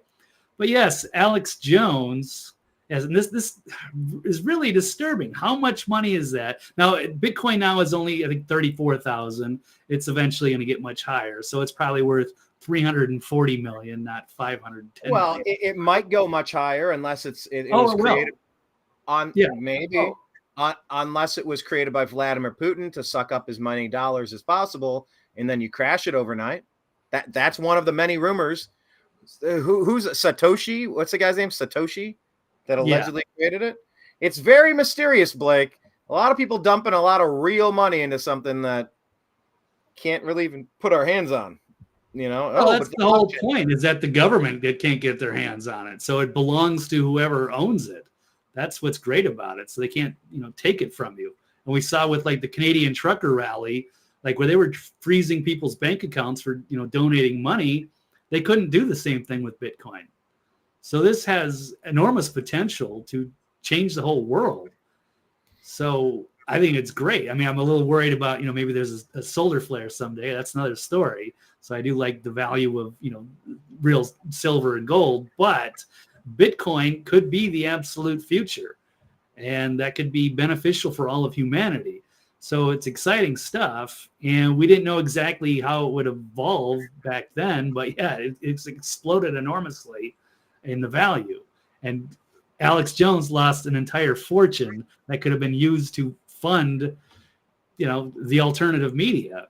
I don't know exactly what he would have done with it, but I think it's interesting that Max Kaiser is giving him a second chance, he's basically saying, here, I'm going to let you have another 340 million, but you got to have me on the show and you got to answer 5 questions correctly. Okay, what is that all about? What is that? So it's going to be 5 questions. There's no way he can answer. You're not going to give I don't know about that. hundreds of millions of dollars to somebody. No, I mean, they're good friends. I'm sure he would be up for it. But I'm trying to say, well, wait, hold on a second. Maybe we can distribute that a little bit differently. So let me pull up this, go back to that tweet. So here we go. Are we locked in? Here it is. So he says he's going to be back on Alex Jones later this week. That's this week. So I don't know if he's on today or if he's on tomorrow. If he can answer all 5 questions correctly, he gets that second chance. He gets that 10,000 Bitcoin. And if you scroll down just a little bit, you'll see me saying, hey, maybe we could split this up a little, Max. And I'm an OG of the Silver Liberation Army and one of the most innovative indie journalists of the past decade. 10 to 100 Bitcoin, Brian, could help us build a whole new network ready to take, how about the new American media, to the next level. Now, I do want to say the Silver Liberation Army was something that was started by Max as well. Before, I don't know if this is before Bitcoin. I think it was actually, or right around that same time. Max was pushing the, breaking JP Morgan, that if everybody, was able to buy enough physical silver, it would force JP Morgan to buy silver on the open market, which would drive up the price, because the idea is that they don't actually have the silver. They're just doing these like naked shorts and they're propping up the price with paper. But if you force them to actually, prove their stock and enough people bought it, it could actually crash JP Morgan. So let me point out a couple of things. That's similar to the GameStop, right? It's a run on the banks. It's a wonderful life. Yeah, you could say that in a similar, fairly similar. Yeah. So let me point this out. I don't know if that can be seen, Brian, if you can see that. This is a silver coin with this is Max Kaiser's face on it. And on the back, it actually says Silver Liberation Army. I've got about 10 of these that I purchased. I actually had to pay quite a premium because I think I had to pay like international shipping on them. But like I was saying, I'm an OG of the Silver Liberation Army, part of that movement. And here's another fun fact. One of the very first blogs that I ever had published, because when I started in this, 2010, 2011. 2011 is when I first started my blog, The Eccentric Perspective. And one of the first things I got published was this article that I sent to Max Kaiser that he published on his website. And it was called How to Give Yourself a Hollywood Ending by Joining the Army. And this goes into the with this whole thing with the Silver Liberation Army, and then talking about trading places, because you could turn on the bankers and bring them down and bring the power to the people with the physical silver. And there's also a great mini documentary called The American Dream, just showing the scam of the banking system. So, anywho, with all that said, and I showed that to let me pull up one other quick thing, Brian. Yes. This is Max Kaiser. So you notice how I made that mention on his page. And then today, Max Kaiser said, posing this question, agree or disagree? Yeah. Israel fighting in self-defense, and so is Russia. I'm not sure if I've been quietly influential or if that's indirectly as a part of me. I've always, felt like I was having a quiet influence somewhere in the alternative media, but I was just never able to really break through and just being acknowledged or mentioned. And as for all those years, I was trying, as you know, trying to get into InfoWars somehow, even if it was, now I realize it was probably not a great fit, but it was still kind of a tough thing. I was kind of trying to reach out and then just being continually ignored, and then trying to figure if I'm shunned or what. I don't know what happened, because it felt like, I was getting some things published even on InfoWars and various outlets. I felt like I was like a rising star at one point in 2011, because that blog was from 2011. And then after that, it was like, oh, I don't know if I got blackballed or what. I don't know what exactly that I did. I was never given an explanation, never really allowed to make a case. And I just felt like I was left in the cold ultimately. But with all this money floating around, if Max is going to give this kind of money, why give $10,000 all to Alex Jones? And I hope he gets a big chunk of it. It's nothing personal against Alex Jones, but how is he going to invest that all? I'd like to, like, he could have funded a whole army with $500 million. I mean, imagine how far that would go, rather than give it to one person and let him. That's just all going to go to InfoWars, maybe, or Alex Jones. And that, it's not my business per se. But I think if you're going to give out that kind of sum of money, it should be to help the alternative media in the information war that we are both involved in. So what do you think of that, Brian? I mean, I look, the questions that he's going to ask him, I'm curious. Why does it have to be a game show style? And he really has that many Bitcoin sitting around? He's got... Oh, yeah. Like, do we know a number of what he... Has it been disclosed? He's a Wall Street trader from way back in the day, maybe the 80s at least. And he was into this technology. I think he was running the Hollywood Stock Exchange. Like, yeah, he's like a real deal. And he had that show on RT forever, and he's still doing I think it's a podcast, the Orange Pill podcast, featuring Bitcoin. But yeah, he's one of the original big holders, maybe the biggest holder. I'm not sure, but involved with that white paper, like he knows more about Bitcoin than Michael Saylor. So that's how long he's been in that game. So it would not, and he's buying up Bitcoin when it was pennies on the dollar probably. So he could have it, maybe he doesn't. But how should we distribute that? I would love to see Alex, maybe share a little with. Think about how many people you could build up with a war chest like that, or do you just keep it all to yourself? I don't know. So that's all I'm saying. Just a 1% cut, Brian. Just 100 Bitcoin. Think what we could do building up the new American media. Because we struggle. We both have our jobs and our lives, and we always would 10 years. Like I said, that article was from April 11th, 2011. That's how long I've been in this game. And I've been unable to break through after all of these years, trying to reach out, trying to get a break. Think about what that can do for our careers. By the way, speaking of, it looks like our Twitter feed is not loading at the moment for some reason. I've clicked on it 4 or 5 times. It will not load. I'll have to check on that. But yeah, it's been one pain in the ass after the other. And, when you do what we do, it also it also turns it into a situation where, how much can we go work out in the general public? We're kind of marked. We're kind of known. There's a lot of people on the left and in the big. Okay, so it's working on this other feed, but not this other feed. Interesting. Yeah, when you commit yourself to this life, it kind of limits your ability. Like if you do get a job, you're constantly worried. Like, am I going to get found out? Is there going to be a crazy radical, a left-wing nut job that's going to try to take me out and get me fired? Now, I could point to more than one occasion over the past X amount of years where I've had strange terminations from job opportunities, if you will. Yeah. Moments that are no longer. We've gone all in. We've sacrificed. Brian, I went through bankruptcy. I gave up everything to try to go all in on 2016 to help Trump get elected.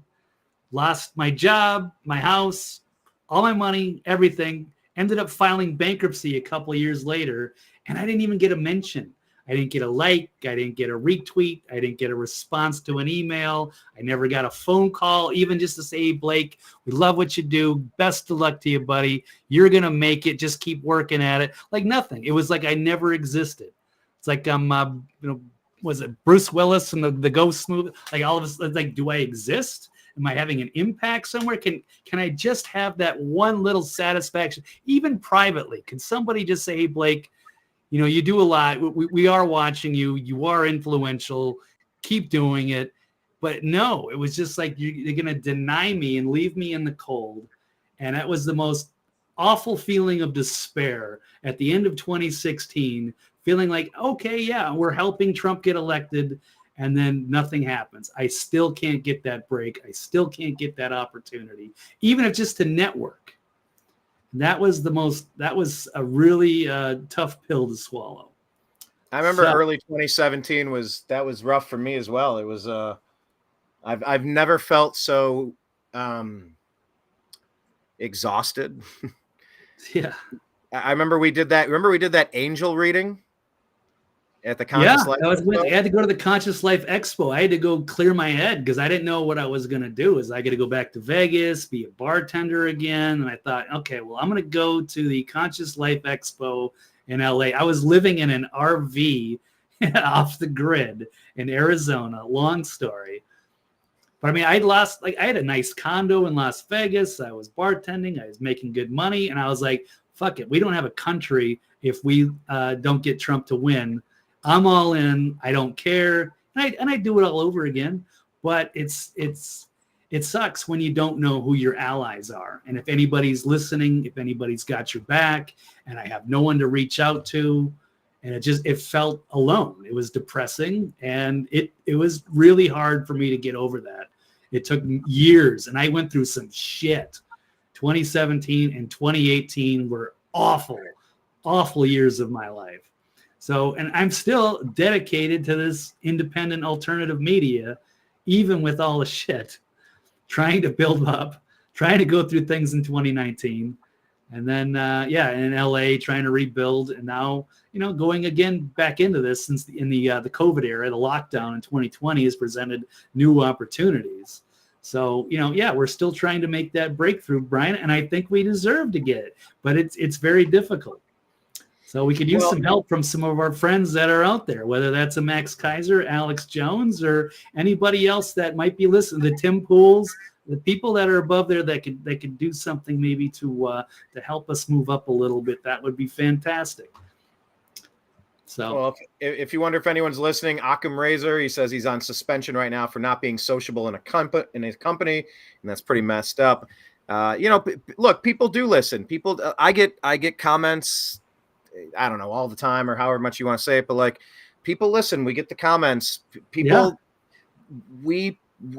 by us existing, we are encouraging other people to speak up. We're encouraging other people to follow the news and contribute and call out we are making an impact, but we don't have quite the numbers of the Pools and the Jones and the go down the list of the top 10, top 20. Not yet, but I think we deliver an interesting show. I think we deliver. We do. We have that capacity to be there, but trying to get there and obtain those and build is extraordinarily hard. So I don't recommend anybody to try to get into the alternative media.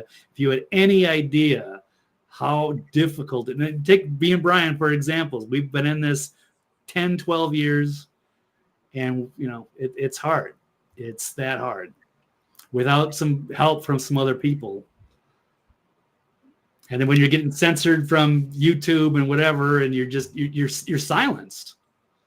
Kenneth B says, "Attaboy Blake, we like you." Right. Kenneth says, "Attaboy Blake, we like you." Rick Norman says, "Damn, Blake, sorry to hear this." No worries. This is it's given my life, purpose. I'd like to say maybe I wouldn't do this all over again. I would just, buy a bunch of Bitcoin and go run to the hills. But who knows? Head for the hills, Ma Barker. Unholy Hoax says, "We're all here.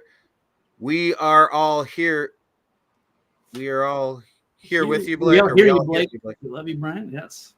We love you, Brian. Deserve to be heard. Yes. It's not that I'm like an egomaniac and I love a big audience. I just want to be able to report the truth. This is important to me, but I'm not somebody who's just constantly driven all day to be like in front of the camera. Hey, look at me. Maybe I should. I don't know. I always saw myself as like working with a team and just being sort of a creative strategist that can help in so many different ways as a team player. And I was like, I could have been a real asset for some of these organizations, but I felt like I was never really given an opportunity, and I never understood why.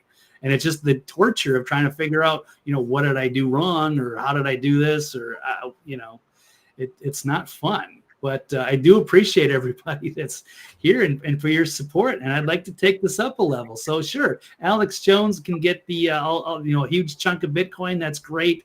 He could use it. I know he's taken a beating at the court system.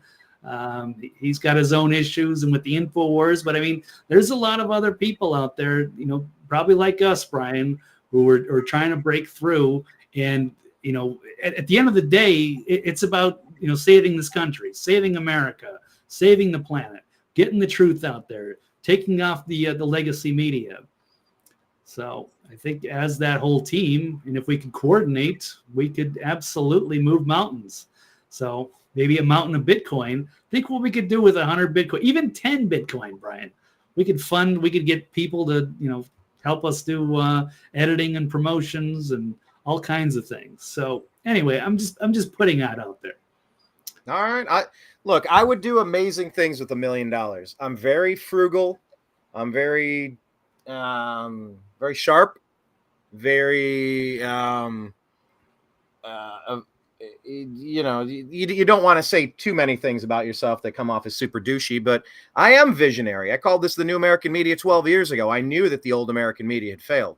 This was long before, yes, Norm Macdonald was saying, hey, everybody, I'm Norm Macdonald, and here's the fake news. So, he said fake news, but it was just part of his skit. This was long before Trump really said you're fake news and pointed in their faces and blasted it. But I do have that propensity to kind of see into the future. Not for everything, but I do have a good instinct. I do have that. And if I had some resources and I could have a couple of people on a team that could, you're good at this? Cool. Here's what we're going to do. Go. I know what needs to happen, but there's only so many hours in the day. I refer to this often. It's that old Bugs Bunny cartoon where he's standing there at playing a game of baseball and he's holding the bat. And then it cuts to the baseball player, the pitcher, and it's Bugs Bunny. And then he throws the ball. Then he runs over, and then he hits the ball. Then he's in the outfield. He runs and catches it. Then he throws to himself, who's tagging from third base to home, and he tags himself out. It's like you can't play every position, no matter how good. Pick your person. Poole, Crowder, Jones. Go down the list of anyone that has been successful over the. None of them do everything themselves. Nobody can do everything themselves. But I don't know. Did you already pull up the comment that said from Rick? He said, "Man, Blake, I had no idea you've been through so much. You're a good guy, and you don't deserve that." Yeah, it was a real challenge going through that. 2016. I mean, there were some real highs and some real lows, and then it kept continuing. So I'm in a much more stable spot now. Not ideal, not where I was, but I'm hoping to eventually build this back, and it'll all be worth it in the end. But yeah, we could certainly use some help from wherever we can get it. So yeah, this is where I'd normally drop our Patreon link, but Patreon deleted our page. Just like Facebook deleted the New American Media page. We shared a Simpsons meme and they just zapped us. We're not doing anything bad. We're doing things right. We're covering the right stories, which are the underreported stories. But we're not out there being reckless, per se. Anyway, I digress. Okay, let's bounce to the rest of the stuff we have in our stack here. But yeah, that would be the perfect opportunity to share our Patreon, but they deleted it twice. Yep.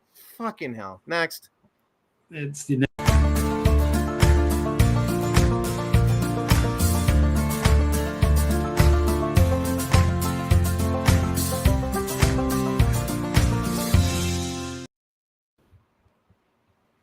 All right. Oh, yeah. Occam Razor says, it's been a few years. I loved your show, The New American Media. Thank you. Appreciate that. Well, we've always been doing show. I mean, we did take a little bit of time. There's been infrequent. Yeah, there's been some delays. We've moved across the country and we've tried different things, but we've never stopped. We're always the New American Media on YouTube, the New American Media on Facebook, the New American Media on Twitter X, the New American Media on Telegram and Signal and Rumble, and like we're going everywhere. The Spotify now, like we're trying to be everywhere. But let's get into this topic here. Thank you, by the way. Appreciate the kind words. Speaking of being everywhere, I was recently at an event, Blake. I don't know if you've had a similar experience. I know you're not much of a beer drinker, though, so I don't know if this applies to you. But let me ask the group. Let me ask all the listeners. Have you had a similar experience to this? I'm a Cleveland Browns fan, and I do a sports show called the Unhappy Hour Sports Show.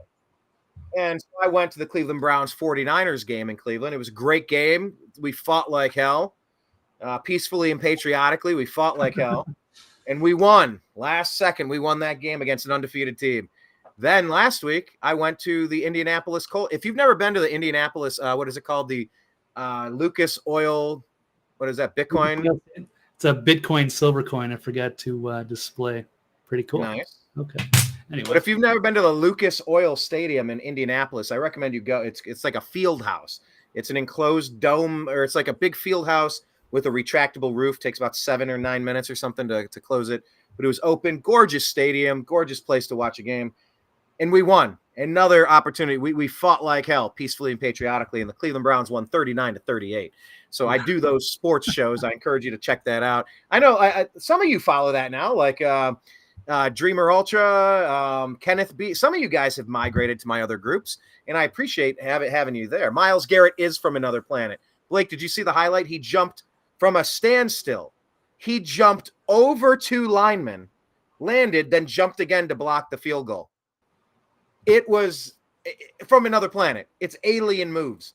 You've never seen, like, watch the highlights. Just type Browns Colts highlights. It's incredible. But I'm wondering if anybody else has had this experience. Fast Times at Ridgemont High with the football player. I don't know if I ever watched it. What are you referencing? Actor too. I can't remember. What are you referencing from it? When Spicoli when he's the car, the football player, and they destroy the car, and so they blame it on the rival football team, and then the football player goes out there and absolutely destroys the other team. But yeah, he was actually jumping over the offensive line to make the tackle. So yeah, it's kind of reminiscent. Okay, yes. Then he pulled. I've never seen that movie, believe it or not. What? Maybe I need to put it on the. I've just never seen it. Put it on the list of things I need to get caught up on. But here was my experience. Yeah. I walked in, and it's like, all right, let's find our seats and let's find a beverage. It's usually right in that order. And I walked over, and I was like, oh, okay, here are the concessions, and all right, here are the drinks. And I'm like, all right, here we go. Oh, that's all. You have Bud and Bud Light. Nope. So I had to take a walk. I had to keep walking, and I walked around.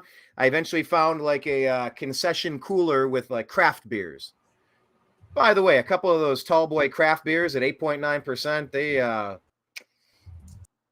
okay. Okay. So anyway, have you had the experience where you go to an event and it's Bud and Bud Light and you pass? You will go and walk as long as it takes to find an alternative option to just avoid Budweiser and Bud Light because of this recent controversy, because of what they're doing. And, am I the only one? Occam Razor, he's asking, why the Browns? Ew. But no, let me say that's a hereditary disease. I grew up outside of Cleveland, so it was instilled upon me, and it's been with me since birth. But the backlash to Bud Light has been very interesting. And for me, my main question is this. Has Bud Light ever apologized? Blake, have you heard an apology from them? And to the listeners, have you walked past Budweiser and Bud Light to either say, I'm not having anything, or I will find an alternative, hell or high water? Because that's what I did. I would have just easily grabbed the cheap beer and called it a day, but I went out of my way to pay more for more expensive beer just because I'm not doing it. Have they ever issued an apology to your knowledge? Oh, is Blake frozen? This is my internet was when you sound like a robot, and my internet is really lousy. Okay. You are back now. Okay, well that's You're good. back. I can. Yes, you were at Lucas Oil Stadium and you're trying to get a beer, and all they have is like what, Bud and Bud Light. Yeah. So do you ever walk past Bud and Bud Light to anything else, or has Bud Light ever issued an apology? So it was like two questions. I don't think they have. Obviously, they're dismayed by it, and some of the people that were internally were freaking out that was just a stupid idea to get Dylan Mulvaney as a marketer, and it's just destroyed their business. So I don't think they have. It's obviously a huge PR disaster, and it's very embarrassing, and they're probably just trying to like ignore it for a while, but they can't. And yeah, I've been in those situations, where it's just like, oh, what do you want? You want Bud or Bud Light? You want Bud Heavy or Bud Light? Yeah, and it's like, no, I'd rather not. But yeah, to answer your question, Brian, yes, I drank a ton of beer through college, through my 20s. And then in my 30s, I took a hard shift towards pretty much not much alcohol, and pretty much went to pot. But then in my 40s, when I do drink, I just kind of have a little wine. I'm not really into the beer as much these days. I'd rather drink the sparklers if we had to, or stick with the wine. Beer doesn't have the same appeal to me. I liked Bud Light. But coincidentally, I actually really liked Michelob Light. That was kind of one of my favorite beers for a time, which was made by Anheuser-Busch. And it's similar to Bud Light, except they used a premium barley, premium hops. It was a much better product to me. And then they got rid of that. They went for the Mich Ultra, which got very popular. But yeah, so I could switch it up. I don't care about beer anymore, but I wouldn't choose it. No. Here's my thing. I am old enough to remember going to school and studying the Diagnostic and Statistical Manual. It's the DSM-4, I believe.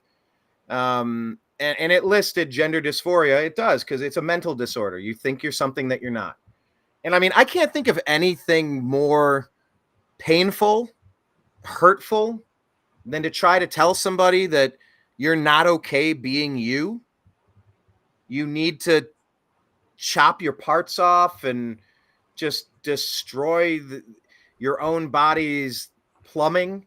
If you went into somebody's house and said, talk to the homeowner and like, I feel this house kind of feels like it's, like two condos, and I don't know, it doesn't feel like a house. All right, let me chop all your plumbing apart, disconnect it, tear it apart. Now it's not going to function for the rest of your life.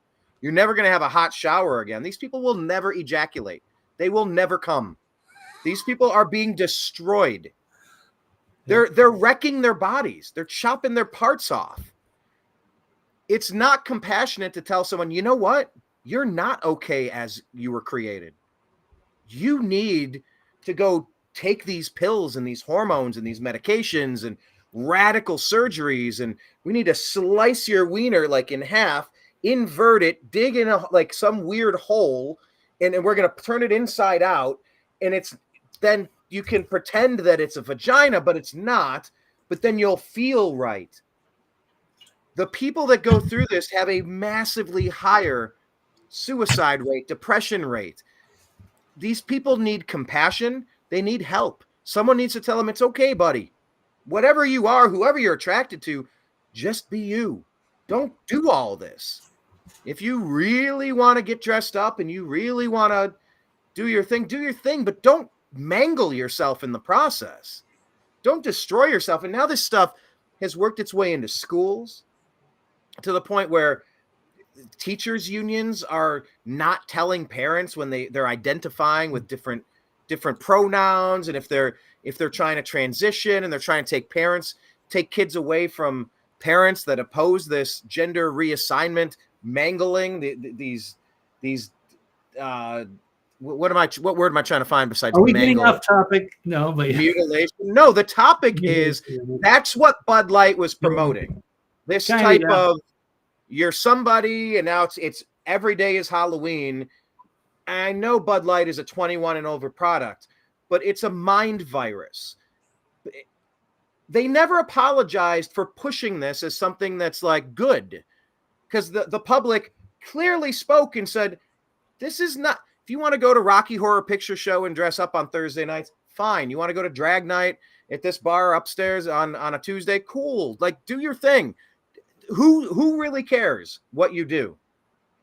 But it's perpetuating this idea that people should mangle themselves and push gender confusion onto people. And the public just said, stop, this is enough. You got to be out of your mind putting this person on a can. This person who's openly mocking women. They've never once apologized for that. But now they've cut a big deal. They've cut a deal with the UFC. They think it's going to fix things. Well, it's not. I don't think that anything is going to be fixed until or unless they apologize. Blake, what say you? Tell us what's going on with this Bud Light story.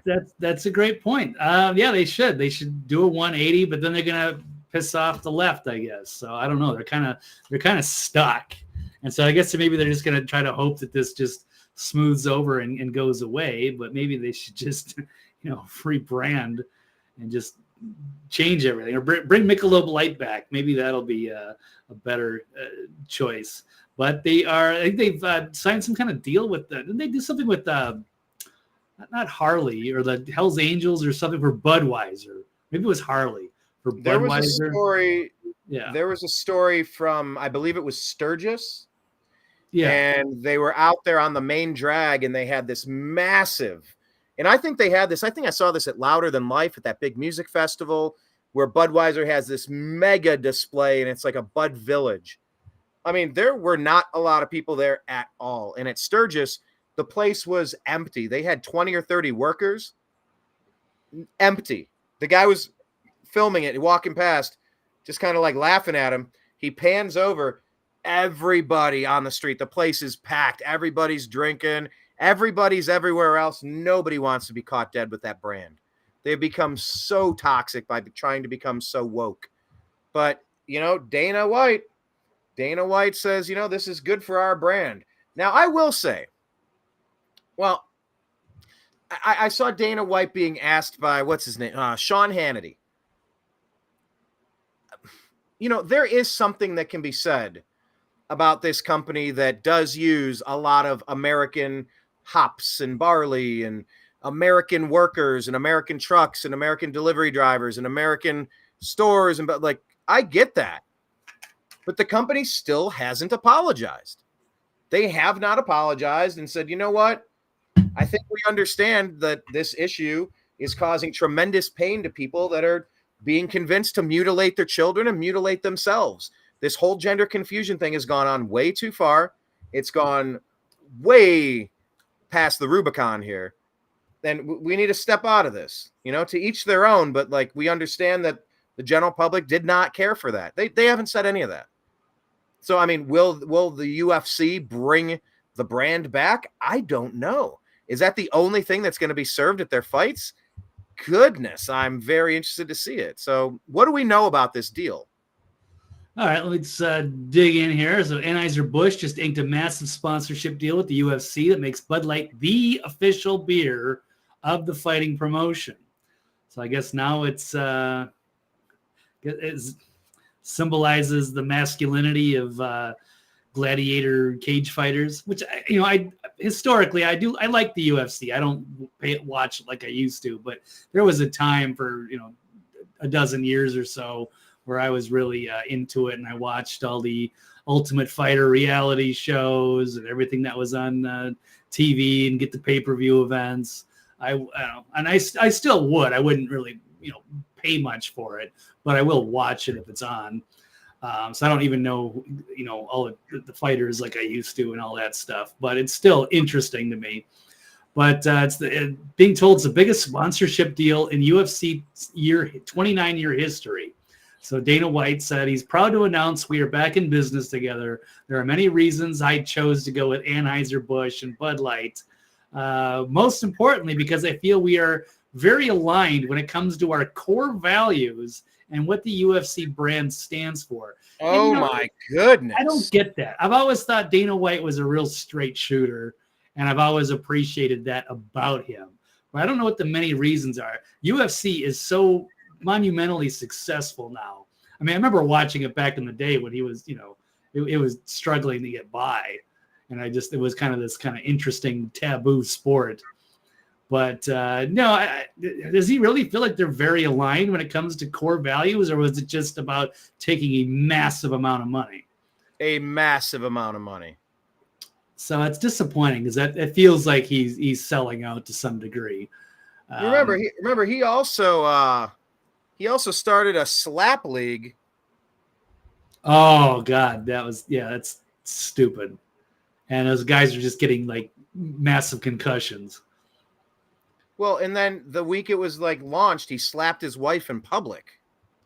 He was probably drinking too many Bud Lights, and I don't know if he was in Central or South America or something. I don't know. He's in some tropical resort, and they got drunk and they had an ugly moment. That was caught, and that was a bad PR move.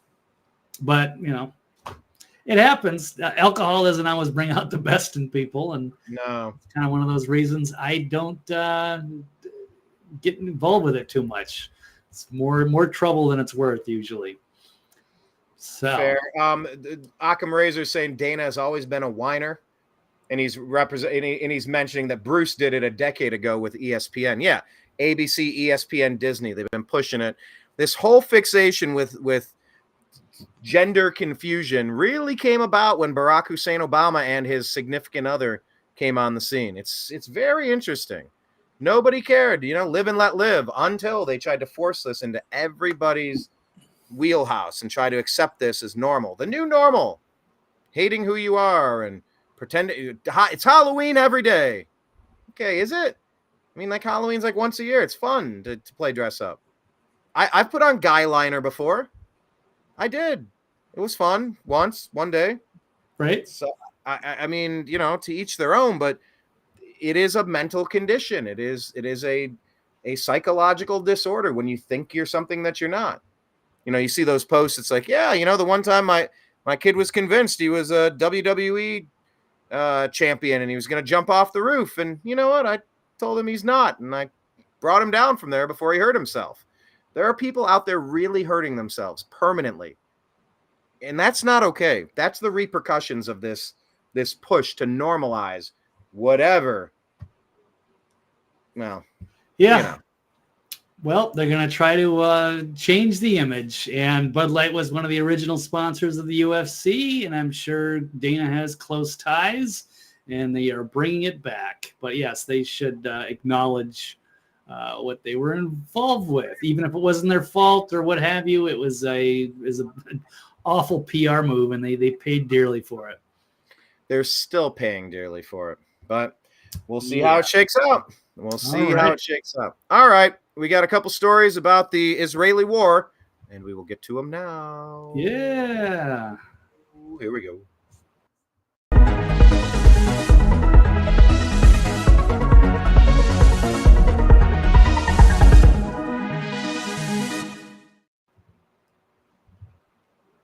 All righty then. Blake, agree, disagree that American Jews should be persecuted for the actions by Israelis, taken by Israelis?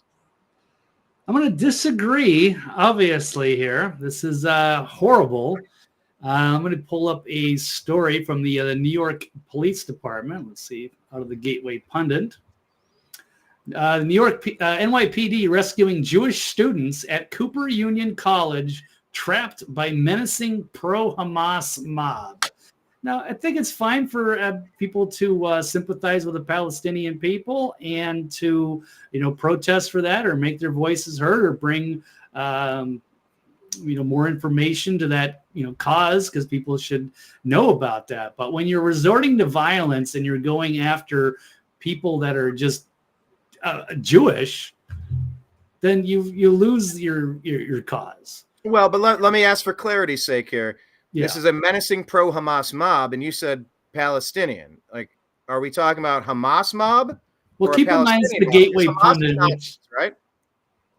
Well, it's different ways. There's people that are pro-Palestine, and there are people that are pro-Hamas. And I would condemn Hamas. But if people want to go pro-Palestine, sure, go all you will. Do what you got to do. But that doesn't mean that they should be terrorizing Jewish students at this university college.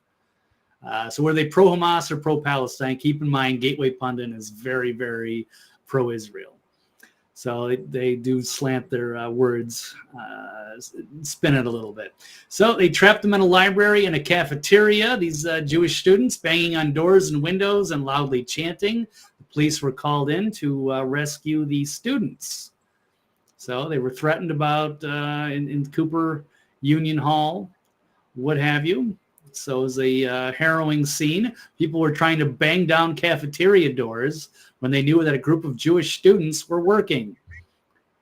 So the people at the, pro-Hamas rally could see the Jewish students through the glass windows. They were banging on the windows. That's when they decided to try to get into the cafeteria.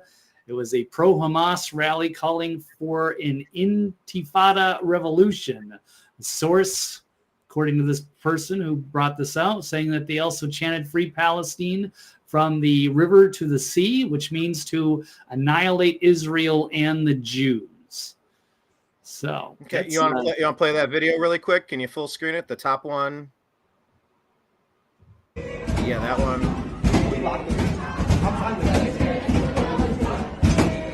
Yeah, so that's a little terrifying. They cut it off pretty quick. Yeah, bang on the glass. They will only accept the extinction of the Jews, the eradication. Like the cockroach. Extremists in Hamas, that would probably be true.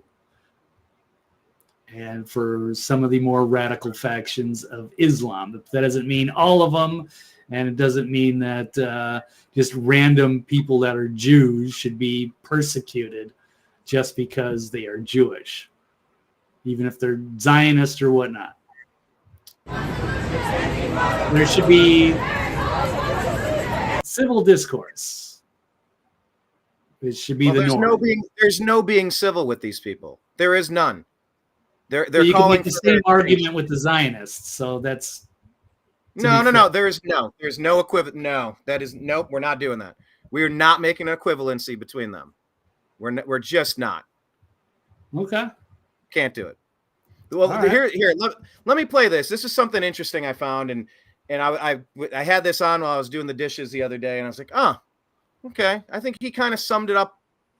This kind of sums up kind of the way I'm thinking about it, and it kind of directly addresses what we're talking about here, who you side with, and well, these people, and well, on both sides, there were fine people on both sides, and Israel's bad on their side too, and I think, Adam, sometimes you got to go to comedians to kind of break it down in a very, you strip away all the pretense and just kind of let it go. But here's a little clip. And he was talking about, we covered this story on Tuesday with Dave Chappelle. And this is kind of the gist of, they were discussing Chappelle, bringing up at TD Garden Arena in Boston. And he's saying pro-Palestine stuff, and Jews were getting up and walking out, and it turned into a bit of a whole scene. But I just want to play a little clip here, because I think it was kind of well said on this point. I might have pulled it up at the right point. We'll see.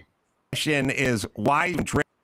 Oh, okay. So where I'm picking up here, he's asking, why is Chappelle even going there? And then he continues to discuss this about Hamas and what the deal is, and who represents who, and who are the people of Palestine? It's like, well, not everybody in Palestine. Well, really though? So here, let him break it down. Drifting in joke attached to it. Right. You know what I mean? I also believe he lights the cigarette as soon as he goes out on stage because there's no smoking policy, and he dares someone to come in and tell him to fucking not smoke. You know what I mean? Yeah, he's setting a precedent already. He could smoke on stage, but he walks out on stage and lights a cigarette. I don't know. This is I like Dave Chappelle, and I think he's gutsy with a lot of his opinions. I disagree with him on this one, and it's just a weird, it's such a cut and dried situation that it's just weird to be on any drill. It just is. They're the only sane people in that entire region, and the other side does not want to live in harmony with Israel. They want them dead. That's it. We don't need to discuss anymore. Now, we can talk about innocent civilians. Now, this is a risk you run when you are homicidal maniacs and you would like the other side dead. You station put all your munitions in hospitals and in daycare centers. That's what happens. Sorry, you're gonna have to figure something out. You have to. The good people of Palestine need to rise up and not support or elect Hamas. What if the Klan was just running the United States? We elected the Klan to run the United States, and then my argument was, but they're not. Most Americans aren't racist.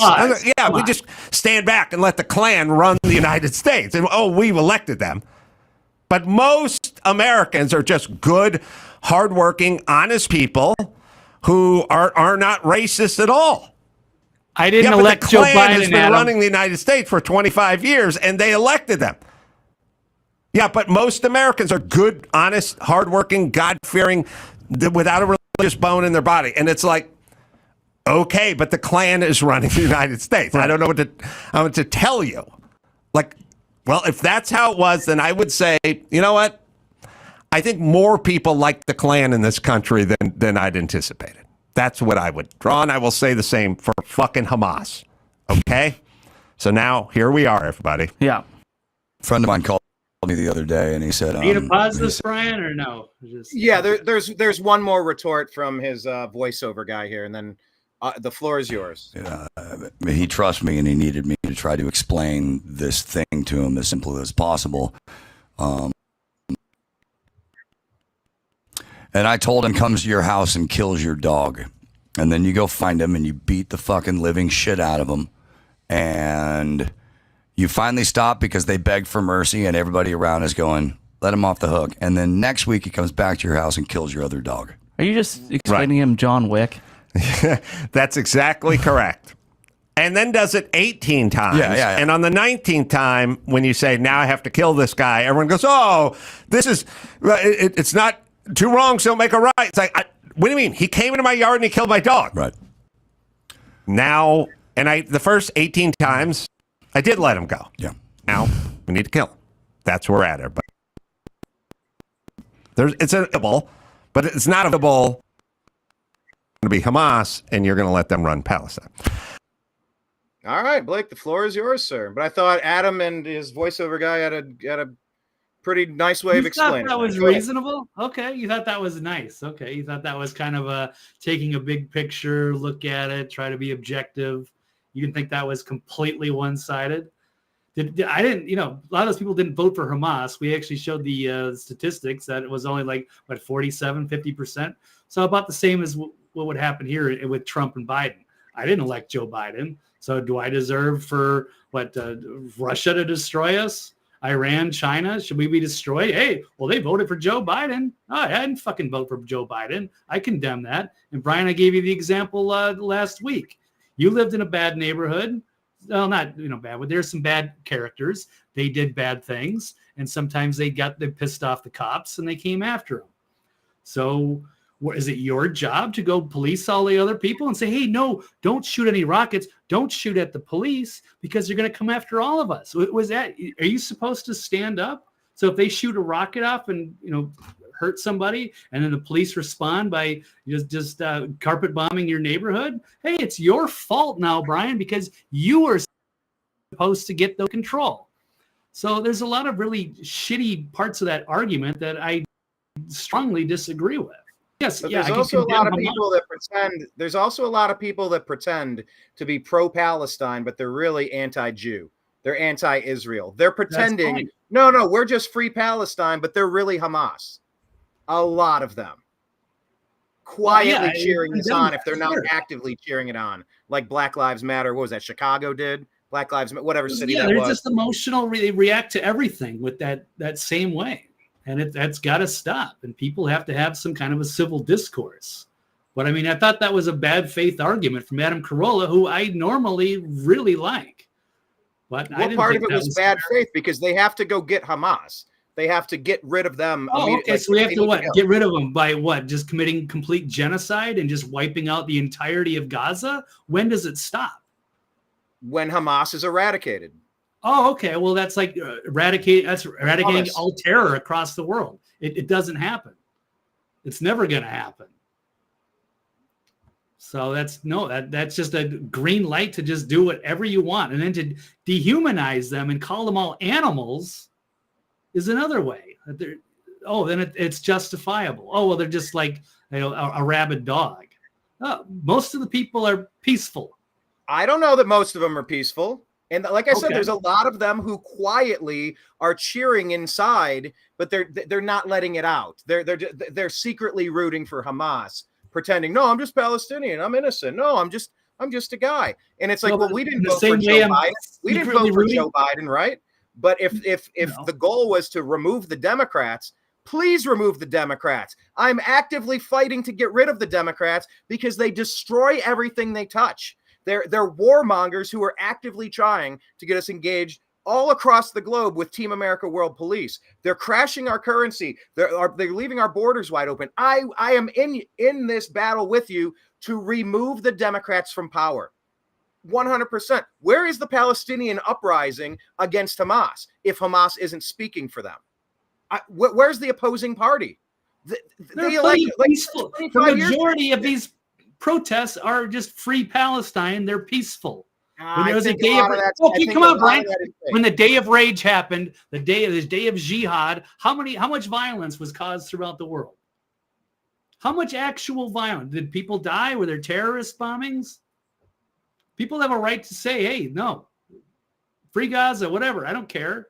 When they shouldn't be supporting Hamas. They need to get educated about that.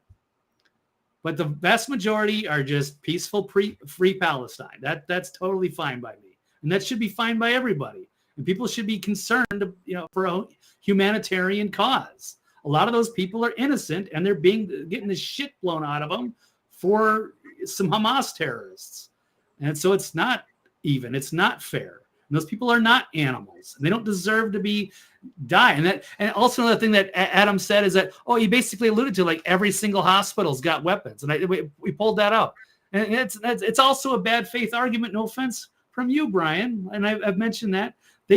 Israel could destroy every school, every mosque, every church, every what have you, every hospital.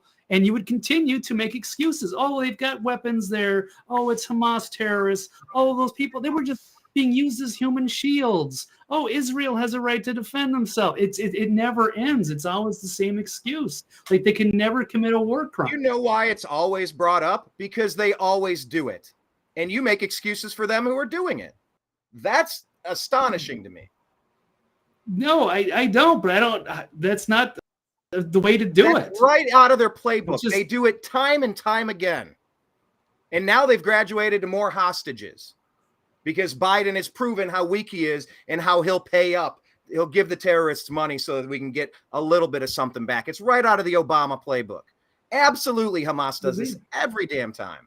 They hide in the most vulnerable places because they think, they'll never get us here. It's like, you have actively engaged in warfare. What number did we say? 6,400 people killed or wounded in that attack less than 3 weeks ago? Yeah, they started a war. Oh, no, ceasefire. People are getting hurt. Yeah, they are, and it sucks. And now we got to go and remove the tumor, and the tumor is hummus. Across the board. So then how many people have to die before you're going to be okay? Like, every single one? Literally, word for word, the Ilhan Omar phrase. You are repeating Ilhan Omar's points. I am not on the same page with her. How many people have to die? Fair question. That's exactly what Ilhan Omar said. As many as it takes to remove Hamas. Hummus. Okay, well, it sounds like Bush-era foreign policy. How many people do we have to kill? Oh, it just never ends until it's over. As they're lining their pocketbooks and destroying the world and getting us embroiled. Well, we're talking about foreign policy here. Does this directly relate to this, the Cernovich tweet? Yeah, that's a good one. I don't have to do it right now, but I do have something that's on. Something that we should definitely cover. All right. Well, I don't know. You want to do the people of light, the people of darkness. Let's pull that topic up, and then we'll transition. I into disagree, that. Blake. Jews are people of light, and Palestinians are people of darkness. I am going to disagree, and I'm not going to put either of those labels on either of those people. I think there's people of light and darkness, and it doesn't matter. It's not just limited to one group of people or not. And I'm going to pull this up because it was some dangerous stuff put out by Bibi Netanyahu. It says, we are the people of light and they are the people of darkness. Try to get it on their side. So now it's all justifiable. They can do what they want because, Bibi's basically, he's the chosen people. They're the people of light. And the Palestinians are the people of darkness. So how can we disagree with that? And they're promised to fulfill the prophecy of Isaiah through his. Hold on. Yes. I'm sorry. I was looking at the wrong one. I didn't think your screen popped up, but it did. I was looking at mine. I'm sorry. Go ahead. Okay, no worries. But I will play this clip. I'll play it on this one from Mike Adams. So if you think ask Netanyahu why Israel's committing genocidal war crimes against civilians, his answer is basically, hey, God told me to do it. He's the chosen of, people are chosen of light, whatever. So don't we normally put people like this into psychiatric institutions and label them serial killers? Well, let's point it out. It's obviously not in the right language, but there is translation. It's the same clip. Our war against Hamas is a test for all of humanity. It is a struggle between the axis of evil of Iran, Hezbollah, and Hamas, and the axis of freedom and progress. We are the people of the light. They are the people of darkness, and light shall triumph over darkness. Citizens of Israel, October 7th was a very dark and black day in our history. We will fully investigate what had happened at our southern border, the border with Gaza. Everybody will have to provide answers, myself included, but all that will happen only after the war. As a prime minister, I'm responsible for guaranteeing the future of this country, and now my role is to lead all Israelis, the state of Israel and the people of Israel, to an overpowering victory. It is now a time to come together for one. Well, I think we get the gist of it. I don't think I need to. But, Brian, outside of the United States and Israel, a lot of people are pretty disgusted by this. That includes China, Russia, even North Korea sounding off. Looks like maybe I don't know if there's a ceasefire. People are afraid of the ground force invasion. And there's going to be, I don't know, if China or Russia are going to make an appearance and be like, hey, this has got to stop. So, and the world needs to stand up. There is genocide happening right in front of us. And Netanyahu I'm pretty sure that's what 6,500 butchered Israelis just suffered because of Hamas, right? Okay, well, the rest, so how many? Right? Again, they're Brian, the ones that started it. And now they're running behind the teacher saying, you can't hit me, you can't hit me. I mean, come on, man. They were in peace with the Abraham Accords until this go after bullshit. Hamas. There's reasons to take out Hamas or whatever, but just carpet bombing civilians and all of those. One of the youngest population, youngest and densest populations. Meanwhile, they're also going after hospitals, churches. People are trying to seek refuge in these places, and they're getting blown to smithereens. It's disgusting. And it's just like they feel like it's completely justified. And it's not. And the rest of the world is I led condemning. today's show with self-defense being justified. I firmly believe that. They were butchered. 6,500 people, dude. 1,400 dead, 5,500 or 40, whatever the hell number I led the beginning of the show with. 5,500, 6,500 people butchered, injured, maimed, wounded in an act of war. Yes, they do go hide in those places. And I see Occam Zerzer saying that I'm repeating mainstream media. I'm repeating what my understanding of the situation is. And that's why I played Adam Carolla, because he summed it up kind of. It's like, yeah, well, what if Nazis ran America? And it's like, well, America's, full of great people. Well, then why is your government the way it is? Bullshit. If you're electing them, they do represent you. They do speak for you. And the Democrats do need to be removed in this country because they are terrible. Not that Republicans are much better, but my God, Democrats almost get nothing right ever. It's not a mainstream media point. It's just It's just what happened. Yeah. So anyway, we brought this article up earlier. Despite providing limitless military aid and unconditional support to Israel, U.S. admits it has no plan for what comes next. I don't know how many people have to die or how this can be de-escalated. I don't know if they're going to be calling off the ground assault or not. And Brian, we could even, go into, the both sides. You could say that Zionism is settler colonialism. Zionism has some, ties to, the Bolshevik Revolution. There are some elements of this Marxist Zionists and these people that believe that they should have this homeland and that they should occupy Palestine. We've got Zionism, race, and genetics. It does seem to be, I'm not saying that the Ashkenazis are Nazis, but it does seem like they have a pretty inclusive thing going on. It doesn't seem like they allow, they're not that accepting of their neighbors over there. And they seem to have, I don't know, is Ben Shapiro, is he married to a Goyim or a Latina, or is this pretty much they stick to strictly to their bloodline? Like I said, if you're in Israel, you can't, an Israelite can't, a Zionist Jew it's very frowned upon to intermingle with, say, a Palestinian or anybody else. Yeah, there are some arguments to make it look like it's not that inclusive, and they're not that accepting cultures, philosophies. So there is stuff to that.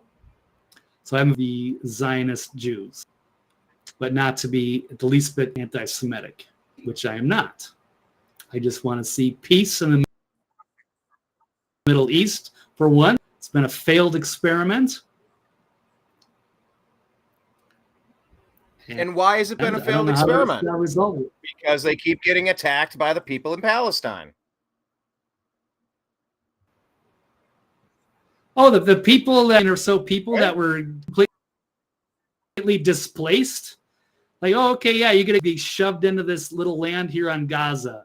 You got no First Amendment, no Second Amendment, no Fourth Amendment, and you're just going to have to deal with it. You got no resources. Here you go. Accept our rules or go. So that's it. That seems okay to you, huh? And if any of them fight back, then they get the heavy-handed destruction by the IDF. That seems fair to you. Once again, they were in the Abraham Accords, living in peace for several years. Yeah. Okay. Weren't they? So were they going to? Oh, yeah. I guess things were okay for a few years. It was settled down. Do you think that they had a fair shake? Do you think it's a great place to live? Do you think Gaza was a happening go-to? Would you want to live there? You mean the place where they dig up their water pipes and turn them into missile launchers?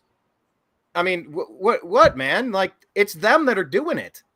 They're doing it to themselves. Like I said before, there was a quote I heard they were discussing. I don't even know who the two radio people were, just kind of flipping the dial while I was driving. And they were talking about Hamas and Palestine. And they said, well, they never waste a good opportunity to waste a good opportunity. Yeah, if you're kind of peaceful and you're kind of getting along, better things are going to happen. That's what Trump was pushing. Trump was pushing for peace. Are you saying you don't support Ukraine against Russia? What I'm saying is I want him to stop dying. Just stop dying. Stop fighting. Stop. Like, that's what he was putting out there. And ever since Biden's been back in charge, the same cast of slimy characters surrounding him in the deep state, all this stuff is popping off. From Taiwan to Ukraine to Israel, attack after pending attack in Taiwan. Just wait for that one. And yeah, as far as things happening, China already has ships over there. It's a powder keg right now because of the Hamas attack. This wasn't because Israel started woke up one day. They are there because of the Bibi Netanyahu one day. It was a random Tuesday. The autumn leaves were falling in Israel. People were kindly collecting olives off the branches. And then Bibi Netanyahu said, drones strike a hospital, drones strike a school. That didn't happen. That just didn't happen. Unless he was behind the attack by funding Hamas to attack his own people, and then he told his own people to stand down. I'm not anti-conspiracy because it's been proven time and time again. But until we can prove that's the case, they were attacked, man. And they're attacking back. And yes, they hide in the most vulnerable places. Behind the school teacher. Can't hit me. Can't hit me. You can't hit me. I'm behind the principal. Shut up. It sucks because I liked the peaceful state that we were in until they attacked them. Oh, peaceful. It was maybe peaceful for a couple of years. That doesn't mean much historically speaking. You're on a trajectory of peace and it's shattered. This happens time and time again with Hamas, time and time again from Palestine, time and time and time and time and time again, over and over and over and over and over and over. It doesn't stop with these people. So yeah, I'm a fan of self-defense. I know it's more complicated. And had I been there in 1948, I don't know what I would have. How did they even decide? It's a complicated mess. I get that. But in today's world that we woke up in, things were fine until it wasn't. And they've had enough. And they got a right to say, I've had enough. Because I've had enough of this shit. Had Israel attacked them, oh, I would be singing a very different tune. I promise you. I promise you. Had they just one day came up and blasted. Like Danny DeVito. What is it? So anyway, I started blasting. If that were the case, I'd definitely have a different opinion on it. You sent me this one. What is? I sent you another one. I wasn't gonna play this, but maybe it would give us both a little perspective on what the pro-Zionist and the is it Hamas, or they say it's the anti-Zionist and the pro-Zionist having a hypothetical discussion. That might be play that one now. Go for it. And we'll play the one from Cernovich about our foreign policy. Oh, did you? I only got a few more things. We'll wrap it up pretty quick. Do you want the Cernovich or you want the new one? Put the new one in. We'll see if we can run a little bit of that. It's only a couple minutes. Oh, is it just like that last guy? Yeah, no. Probably. All right. No, it's not. Looks similar, but it's not. Looks similar to that guy. Very disingenuous dude. You're like, see, that guy doesn't want Israel to exist. That was an actual Jew, Brian. That was an actual Jew who's been to Israel. I know. He's one guy. Mean? I know. So what? There's a lot of people that think that way. A lot of the Orthodox Jews feel that way. They're the ones that are out protesting and going pro-Palestine. They don't like what's being done to their religion and what Israel, the Zionist Jews, are giving them a bad name. I have the volume turned up, but I didn't hear anything. Let me try to play this one for you. Yeah, it started playing, but I couldn't hear it. Let me try. Actually, Hamas started this whole thing. Remember October 7th? Actually, that's wrong. Before October 7th, Israeli security forces killed 248 Palestinians, and 40 of them were children, and that was just this year. And if you want to go back further than that, we can look at the recent history of war crimes committed by the Israeli government. Operation Protective Edge in 2014, Operation Pillar of Defense in 2012, Operation Cast Lead in 2009. Yeah, but you don't mention why Cast Lead happened. Hamas fired rockets into Israel. And that was because Israel broke the ceasefire agreement they had on November 4th, 2008, while the entire world was in euphoria over the United States electing its first black president, Barack Obama. Israel used the opportunity to break the ceasefire agreement and raid Gaza and kill Palestinians. By the Israeli foreign minister's own words at the time, this strategy of breaking the ceasefire was to preempt Hamas into an attack which they could use as a pretext for a much larger invasion. The fact that you don't see that is kind of baffling to me. Well, you're leaving out a lot of context. You got to go back further than that, to 1967. Yeah, let's go back to 1967, when Israel started a preemptive war against Egypt. This is very one-sided. Let's let it continue. God. Syria and Jordan, and took more land from Palestine, further enclosing Palestinians into the Gaza Strip. They illegally occupied the Gaza Strip and the West Bank in what has been formally condemned ever since 1967 as an illegal occupation in violation of international law, unilaterally condemned by the World Court, the UN, the Red Cross, the Geneva Conventions, worldwide consensus. The majority of countries in the world all call on Israel to return to its pre-June 1967 borders. Yeah, but you're missing more context. You got to go back to 1948. Oh, go back to 1948. In 1948, Zionists extirpated about 1 million Palestinians from their homes and forced them to relocate to the Gaza Strip. Today, about 70% of all Gazans are considered refugees from the 1948 expulsion. Wait, today, 70% of people in Gaza are considered refugees from the 48 expulsion. I thought you just told me they were all children. They were all kids. These are 75-year-old people. Who would have been 20 years old at the time, which makes them 1948, Brian. Brian, that's from 1948 that he's talking about. I'm talking about today, and we all know that. That is in Gaza right now. But this is 80 years ago. Let's just read what it says here. Today, 70% of all Gazans are considered refugees from the 1948 expulsion. That would make them 95 years old, but you told me they're all kids. That doesn't make any sense what this guy said. The descendants. The descendants of the people from the 1948 expulsion. Come on. All right. Well, it didn't say descendants. It's anyway.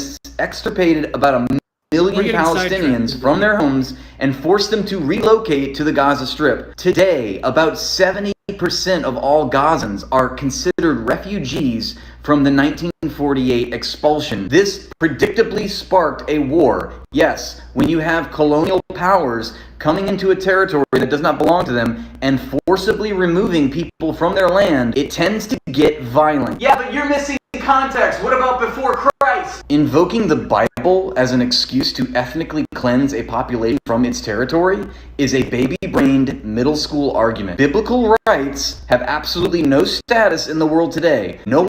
Okay, so he's writing off the historical he wants to bring it to 48 and that's it. He's saying the Bible having okay, so he's writing off history only to where he wants to talk about. One can say that 2,000 years ago, this is my story of what happened. Therefore, I get to take this land from these people. Okay. Well, Brian, it'd be the same thing if the Native Americans wanted to all of a sudden, reclaim Oklahoma or whatever because they had that land, 1,500 years ago. That was our land. So now we should have a. That's what Hamas is saying. Get out of here, Israel. You have no right to be here. That's exactly what Hamas is saying. Get out of here. You have no right to be here. Yeah, so it is just the whole idea was created and it was not good to the Palestinian people. I'm not saying that the Jews don't deserve a homeland or what have you, but it hasn't been a very nice intermingling of the peoples. And so they haven't been living together in peace. Was that the part of the... It's been problematic. Yeah. No, the other one's the Cernovich video that's just showing foreign policy and what some of our leaders in D.C. Feel about it. So it's interesting. It was an investigative or an independent journalist that was talking to some people in Washington about what they think of our arrangement with Israel. It's not, that explosive, but it's interesting. Right. Let me pull this one up. Did that get into the Zionists or the chosen people of God? That topic was that, or is that a different topic you wanted to discuss? No, I think that. Oh yeah, well that was just part of the general Zionistic thing, and I think we basically covered have. We beat our heads into a brick wall. But Cernovich, let's hear what Cerno has to say. We're talking to members of Congress about Israel and the U.S.'s relationship. The U.S. has an intrinsic interest in making sure that Israel not only receives our best prayers and offers of success, but our armaments, our money, and our ability to make sure that in a very dangerous reason this democracy survives. Some biblical prophecies that say that control of Jerusalem by the Jews is important for the second coming of Christ. This entire matter is based upon faith of our Maker, of our Creator, but it's also faith of a chosen people. ask why the Democrats keep using our law enforcement officers as political pawns? Lauren The Boebert. Democrats who have been campaigning to defund our law enforcement. So that is the as chosen their people. He just said it. BLM and Antifa. Say it again. So he did say that it was about, protecting God's chosen people. So I guess that was where this was tied into. I couldn't remember. Oh, okay. So it fits in this as well. Gotcha. Is it all right if I just leave it on pause for a few minutes here? Yeah, we could even, it doesn't have to go too much into it, but this is, a lot of the people in Capitol Hill, they're very religious. And so maybe you could say, agree or disagree. Do you believe that the Zionist Jews are God's chosen people? Should we be involved in their skirmish? Because we have to protect God's chosen people in Israel.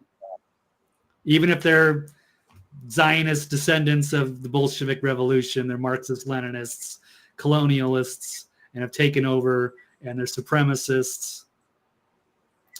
Are they still the chosen people? Are they still related to the Hebrews of the Old Testament or New Testament? Gotcha. All right. Yeah, I was also making a joke about just leaving it paused on Lauren Boebert for a moment. Okay, it continues. There you go. Nice curves.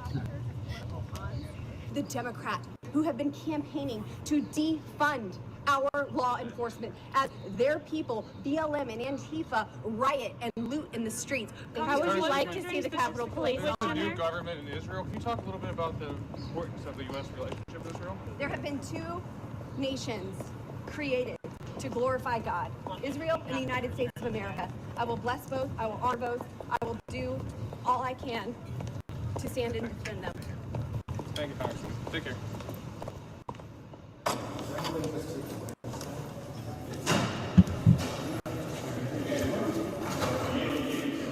Gary, do you have a quick second? Sure, man.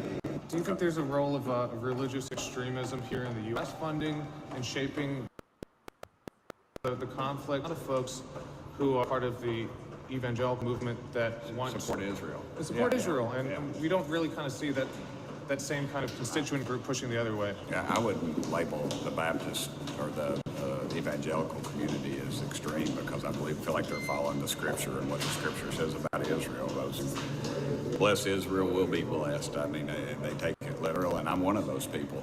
There's some Christian Zionists that do believe in some of these biblical prophecies. I mean, they're very controversial within the Christian Zionist evangelical community. Yeah, and believing in Armageddon, that there will be a final battle around Jerusalem, and that after that battle, there's a judgment day. Jews will be killed or converted. Jesus will come back. There's going to be a rapture event. What do you think about those kind of prophecies? I believe Jesus will come back, and I'm going to be on his side. All right. Well, so what do we think, Brian? Are they the chosen people of God? Should we get involved in their wars? If Netanyahu is saying they're the people of light fighting the people of darkness.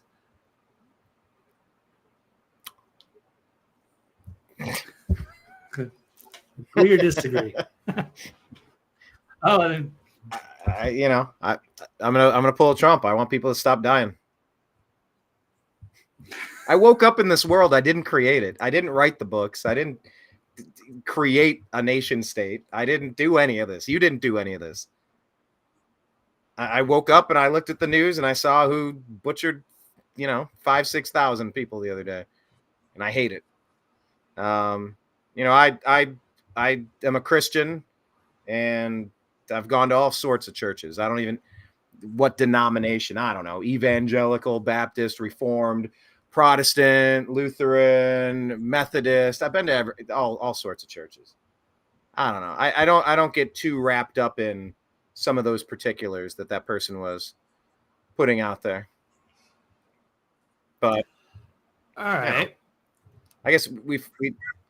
Let me pull up this one. Let me pull up a controversial tweet. Oh, that's a controversial one too. We got basically two more. I've only got two more things on my screen.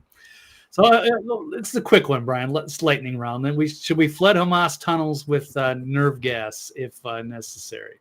That's where they have the American hostages, right? Yeah, I mean, I don't. This is according to a report. I don't know if it's 100% true, but it's saying Israel planning to flood Hamas tunnels with nerve gas under the U.S. Navy supervision, of course, turn the underground tunnels into a gas chamber using internationally banned nerve gas and chemical weapons, according to a report from the Middle East Eye. So we don't know if this is true, but it could be. And so if it is. Well, yeah, that's Geneva Convention. You're not allowed to use these horrific chemical weapons.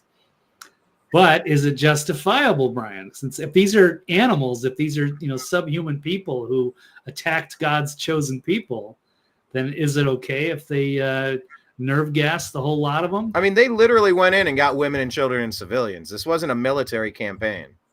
This is a chicken shit action. If you can't say that these are subhuman people that butchered 1,400 and injured 5,000. I mean, I don't know. It's kind of tough to get started on that one. So do they deserve to be gassed? Are we really trying to If only Brian was at the Hanukkah party at the Daily Wire, off the record, and he could be laughing it up, talking about the extermination of the animals. These subhuman people of darkness, high-fiving Benny boy. The butchers who killed 1,400. The butchers. Yeah, those are monsters, dude. Those aren't humans. Those are butchers. That was a music festival. That's the worst of the worst. I'm a musician. Just a music festival that was like moved towards the border. Did they move it at the last minute because they kind of wanted just some sacrificial lambs because this is a planned invasion. Let it happen. Let some people die, and then that'll give us an excuse to go in and invade. Just like the WikiLeaks said, Hamas was created just for that reason, just to give some extremist version, make these people out to be a way bigger enemy than they are. And then if they attack, then you have full support to go in and destroy your enemies. Perhaps, I don't know if that's entirely true, or maybe it was just it was just the security all of a sudden stopped for several hours, and all of these people get butchered. Freaking hand gliders! I mean, come on, it was so ridiculous. Essentially, so you don't buy what happened at all. Like that's just. A 100%. I don't believe that there was confirmed security. Yeah, and Egypt warned them. Maybe the United States warned them. They're like, yeah, you guys got this under control. You're the most secure area on the planet, so you probably don't need to hear this. But we think there might be some kind of scheduled invasion from Hamas, and then all of a sudden it happens, and they sat around for hours, and nothing was done. I don't know. I have tunnels at my house. And I had a conversation yesterday with a contractor. I had to find out which particular model he uses. I've been here for a few years now, and I've been trying to deal with the moles in my yard. They tear it up, and I've been trying to find ways. Put mothballs in there. Put water in there. Do this, do that. Try, I don't know. But now this next thing, you stomp down on your foot, and then it kind of sets the area. So you block the tunnel, and then you put this device in, and then when it's triggered, it slices the mole in half. Yeah. Wow. I have had it with these moles destroying my property. I've had it with them. Oh, I can't stand it. I literally had this talk yesterday about tunnels and how to get rid of these things. If I could find a way to get them into another container and take them elsewhere and set them somewhere else, I don't know how to do that. I don't know how to do that. Rick Norman says, I believe war is man-made. He didn't put us here for this mess. The devil is in the details. Yeah, and all those stories from these three major religions, it's all right there in Bethlehem and in Israel. It's right there at the Temple Mount. Rick says, hang gliders, LOL, reminds me of some low-budget 1975 made-for-TV movie, ABC Movie of the Week. Yeah, and you have the shooter in Lewiston, Maine, escaping in a ATV or a snowmobile or a pontoon boat or, a dirigible or something. Scuba diving. Gophers to humans. Yeah, we're talking tunnels. We're literally talking about tunnels and the destruction they cause. Depp says, remember, that's a biblical story, and the Bible has been rewritten and translated differently all over the world. The Council of Nicaea omitted a lot of the original writings. Yes, under Constantine. Yes. Yeah, there's a whole Apocrypha, which is including... yeah, the Apocrypha is all the deleted books. Red Dawn. Yes, flying in. I've never seen Red Dawn. I need to... So here, I need to watch Red Dawn. And what was the other? Fast Times at Ridgemont High? Fast Times? I can't believe I haven't seen that one. Yeah, that's crazy. That's that's classic. That's okay. That's I'm putting it on my list. I'm shocked. Yep. Occam Razor says, Gophers to humans. Okay. He says, and they all suck. I mean, humans kind of do. I liked the period we were in when it was peaceful. That's what I want to get back to. And all right. Well, I'm going to just share one more in a controversial tweet I posted last night. How many people have to die? How many more people must die? I sent you that Ilhan Omar thing, right? I don't know. Probably. I've seen it. I don't like those squad, so I'm not going to back up much. Even if a broken clock is right twice a day, and I'm anti-genocide. What can I say? I'm anti-violence and whatever, anti-war. But I do want to point this out. We did show this the other day, but I want to point it up again because Jake Shields, speaking of UFC, says everyone knows Jeffrey Epstein ran a blackmail operation for an intelligence agency, but do you know which one? It's the Mossad. And then once you do, maybe what's happening now will make more sense. And so I wanted to say, in the most anti-Semitic way I can put this, if this graphic is true, does it look like our government is being run by one big Israeli intelligence network? It's not anti-Semitism. It's just skepticism of Zionism. And yes, we have a hell of a lot of people by percentage. It's just you cannot script that. It seems very strange. And yeah, Epstein was well known to be with the Mossad. So it does seem like we've got a lot of people compromised or on the payroll or blackmailed or who knows. And you've got some of the most high-level people in our government that happen to be potentially Zionists. So are we compromised? Is this why does this change things?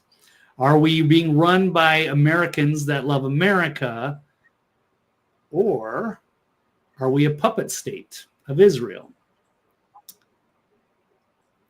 Very weird. I can go over some of the names again. Anthony Blinken, Secretary of State. Mayorkas, Secretary of Homeland Security. Rochelle Walensky, Director of the CDC. And I know there's some other major people here. Gary Gensler, of course, SEC. Janet Yellen, Treasury. David Cohen, Deputy Director of CIA. Rachel Levine, Assistant Secretary of Health. Garland, Attorney General. Victoria Nuland, the warmonger. Yeah, I mean, some other names that might stand out to others. But yeah, that's a pretty high percentage of people in very prominent positions within our own government. Makes me think that we're potentially compromised, and people should know about that, and people should have not violence against Zionists, but a skepticism and calling the questions and figuring out, are they on our side? Before we escalate things any further. So, I don't know, Brian. What do you think?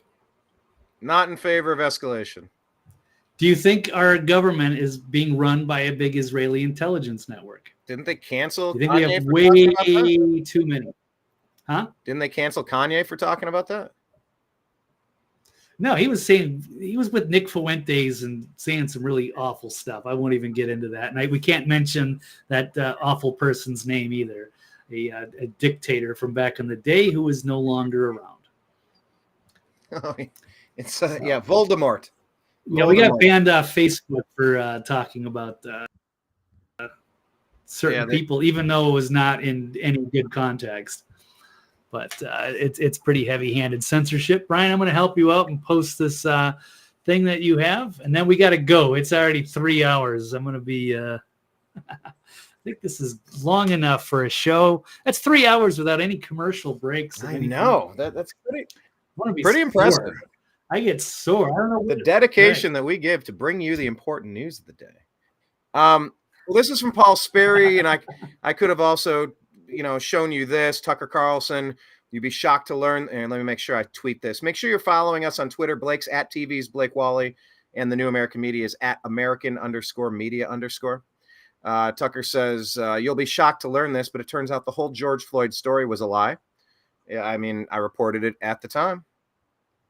Remember how they cheered today when we melt the statues of George Floyd? Because I guess they melted a statue in Charlottesville of Robert E. somebody. Maybe you can't say his name either. But anyway, Paul Sperry says, breaking court documents reveal an extreme and insane mob pressure on prosecutors in the George Floyd case to charge cops despite, quote, no medical indications of asphyxia or strangulation. The dude overdosed. Oh, yeah. See, this is it. This is the statue being melted down. Okay. I mean, but why you delete it? Why? It's history. Put it somewhere in a historical context. Move it to the graveyard of disgraced former whatever. Trying to erase history is so damn stupid, but it's the Marxist tactic. Anyway, they're talking about how Charlottesville statue was in a 2250-degree furnace.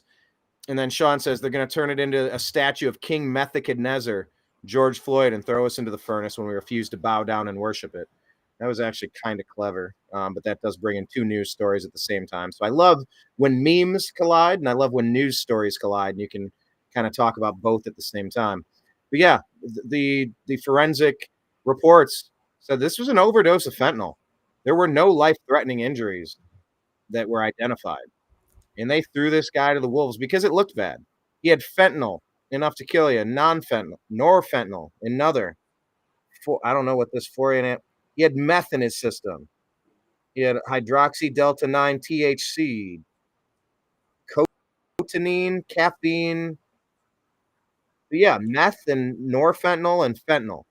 That was what killed George Floyd. It looked bad on the video, but his knee was like oh yeah, the optics were atrocious, and that's why they got him. And there was massive pressure on the prosecutors to get their man. And then we burned half the country down. And it turned out that, yeah, we saw the George Floyd, we got the greater context in some of the videos. He was high out of his mind. He was freaking out, and they were trying to arrest him, throw in the back of the car. He was resisting. He was just flailing all over the place. And then finally they had like 3 cops that had to kind of hold him down. And it looked like, for a lot of people, that it looked like he was strangled or had the life choked out of him. They need to find a way. Looked bad, and the people they need to find a way to get some sort of constraint that's not quite a handcuff, but something that's a hog tie. Handcuff the ankles, handcuff the wrist, and connect the wrist to the ankle, and just stop. Get away from them. Like, let them calm down. Like when people are freaking out when they're high on bath salt. Did you hear the bath salt story wasn't even real?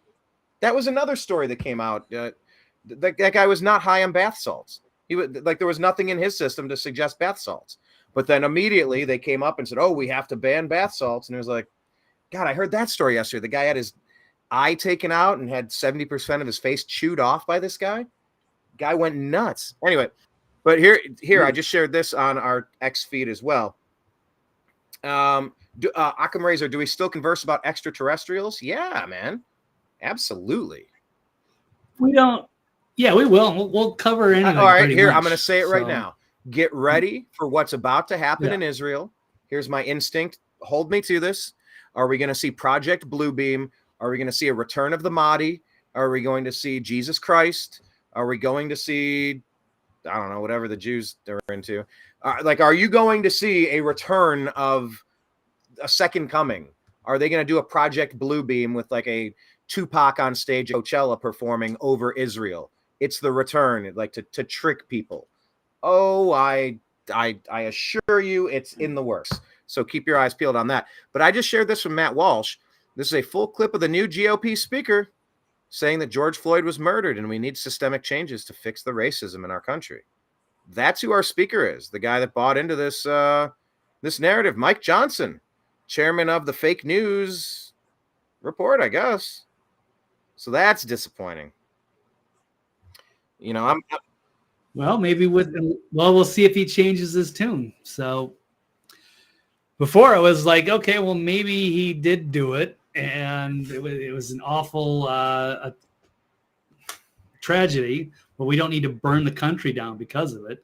Let's, throw the book at Chauvin, and let's everybody. I believe I tweeted out a Patrick Bet David episode. It was maybe 9 minutes I saw prior to the show, and they broke it down in good detail. But I'll read you this from Kyle Becker. He said the George Floyd race hoax. Floyd OD'd.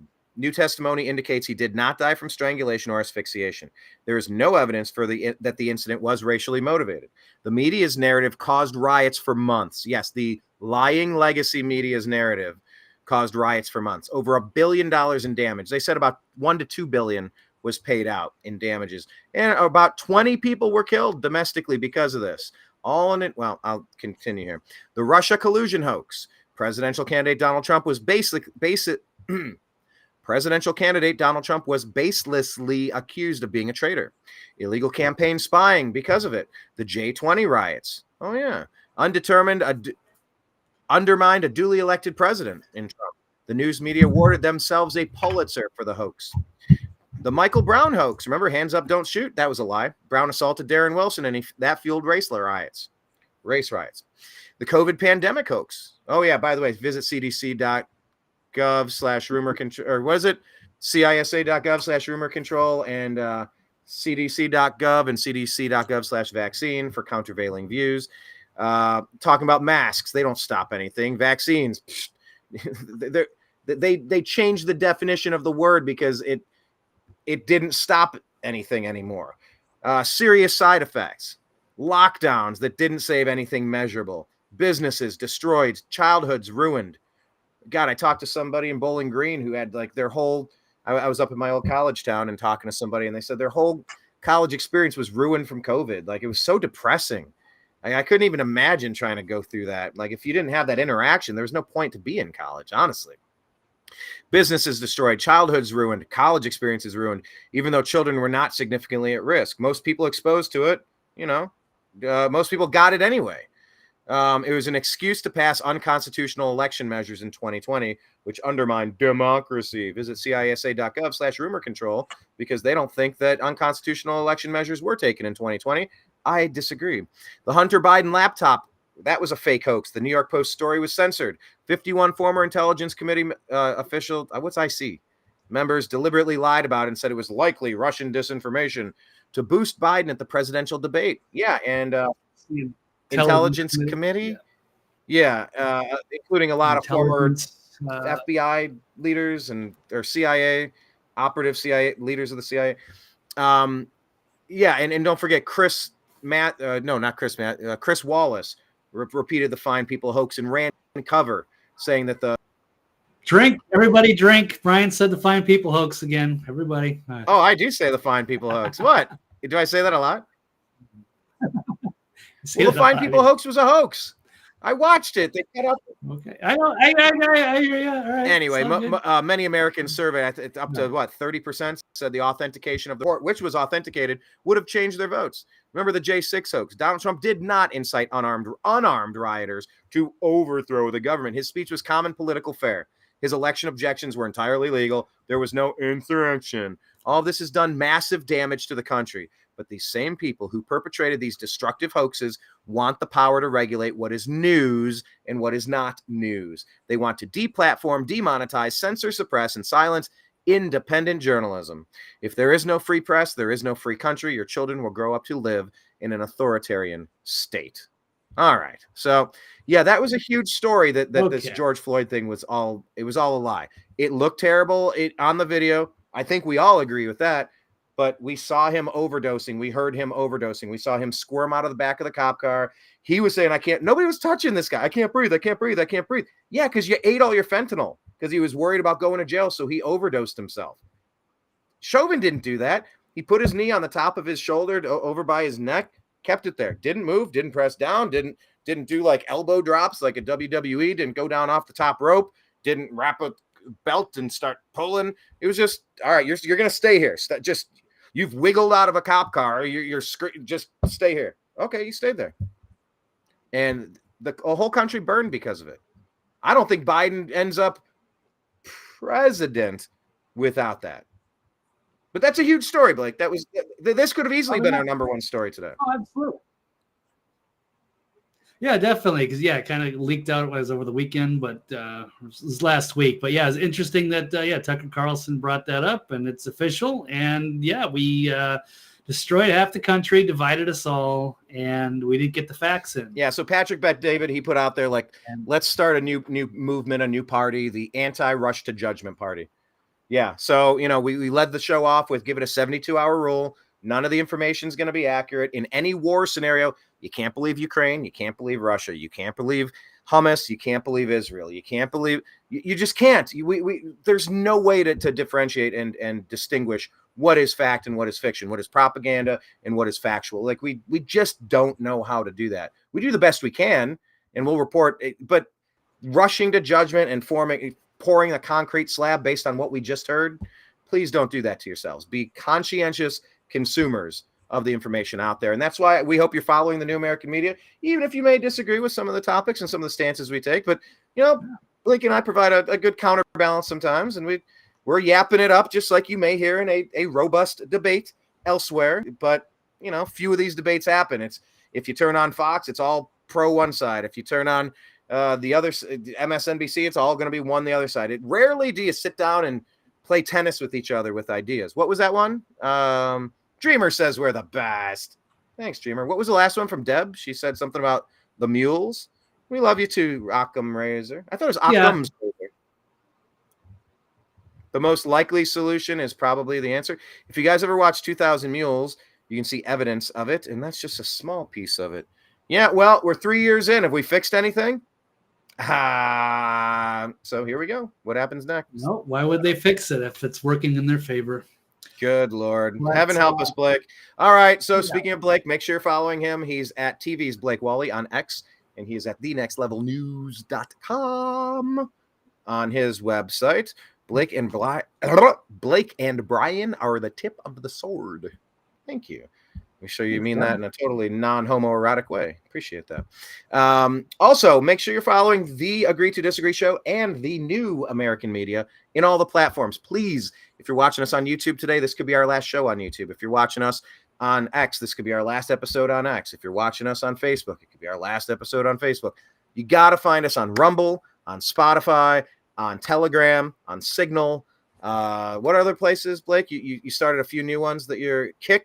Oh, there's Kick, there's DLive, there's Twitch, and we're going to try to get on Pilled. We're waiting on that. Okay. Follow us in all the places, please. Yeah. Because, we will continue trying to break down the news and highlight the underreported stories of the day. So, all right. I think it's time to sign out. And our awesome audience. Yes. Mainly the awesome audience, not Blake and I. Blake and I, we do what we do, but it's you folks that make it fun. If nobody was here watching, why would we do it, right? It's part of the conversation. Frankie Brown loves us, guys. Thank you. Kenneth B says Z's. I guess he's deuces. He's out.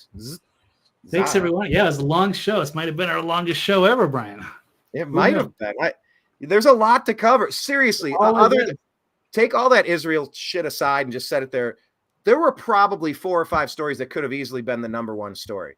If we had these in individual chunks, if we could break these into standalone components, they're all newsworthy, very newsworthy. So many things. I brought up 2 or 3 or 4 that weren't even in our stack that were insanely important, with the chef drowning and with the fire alarm and with so much is happening. But if you show up here, we're going to give you what you're looking for. We appreciate you. We love you. We'll talk to you again soon. Thanks, everybody. Take care. Peace. All right. Bye.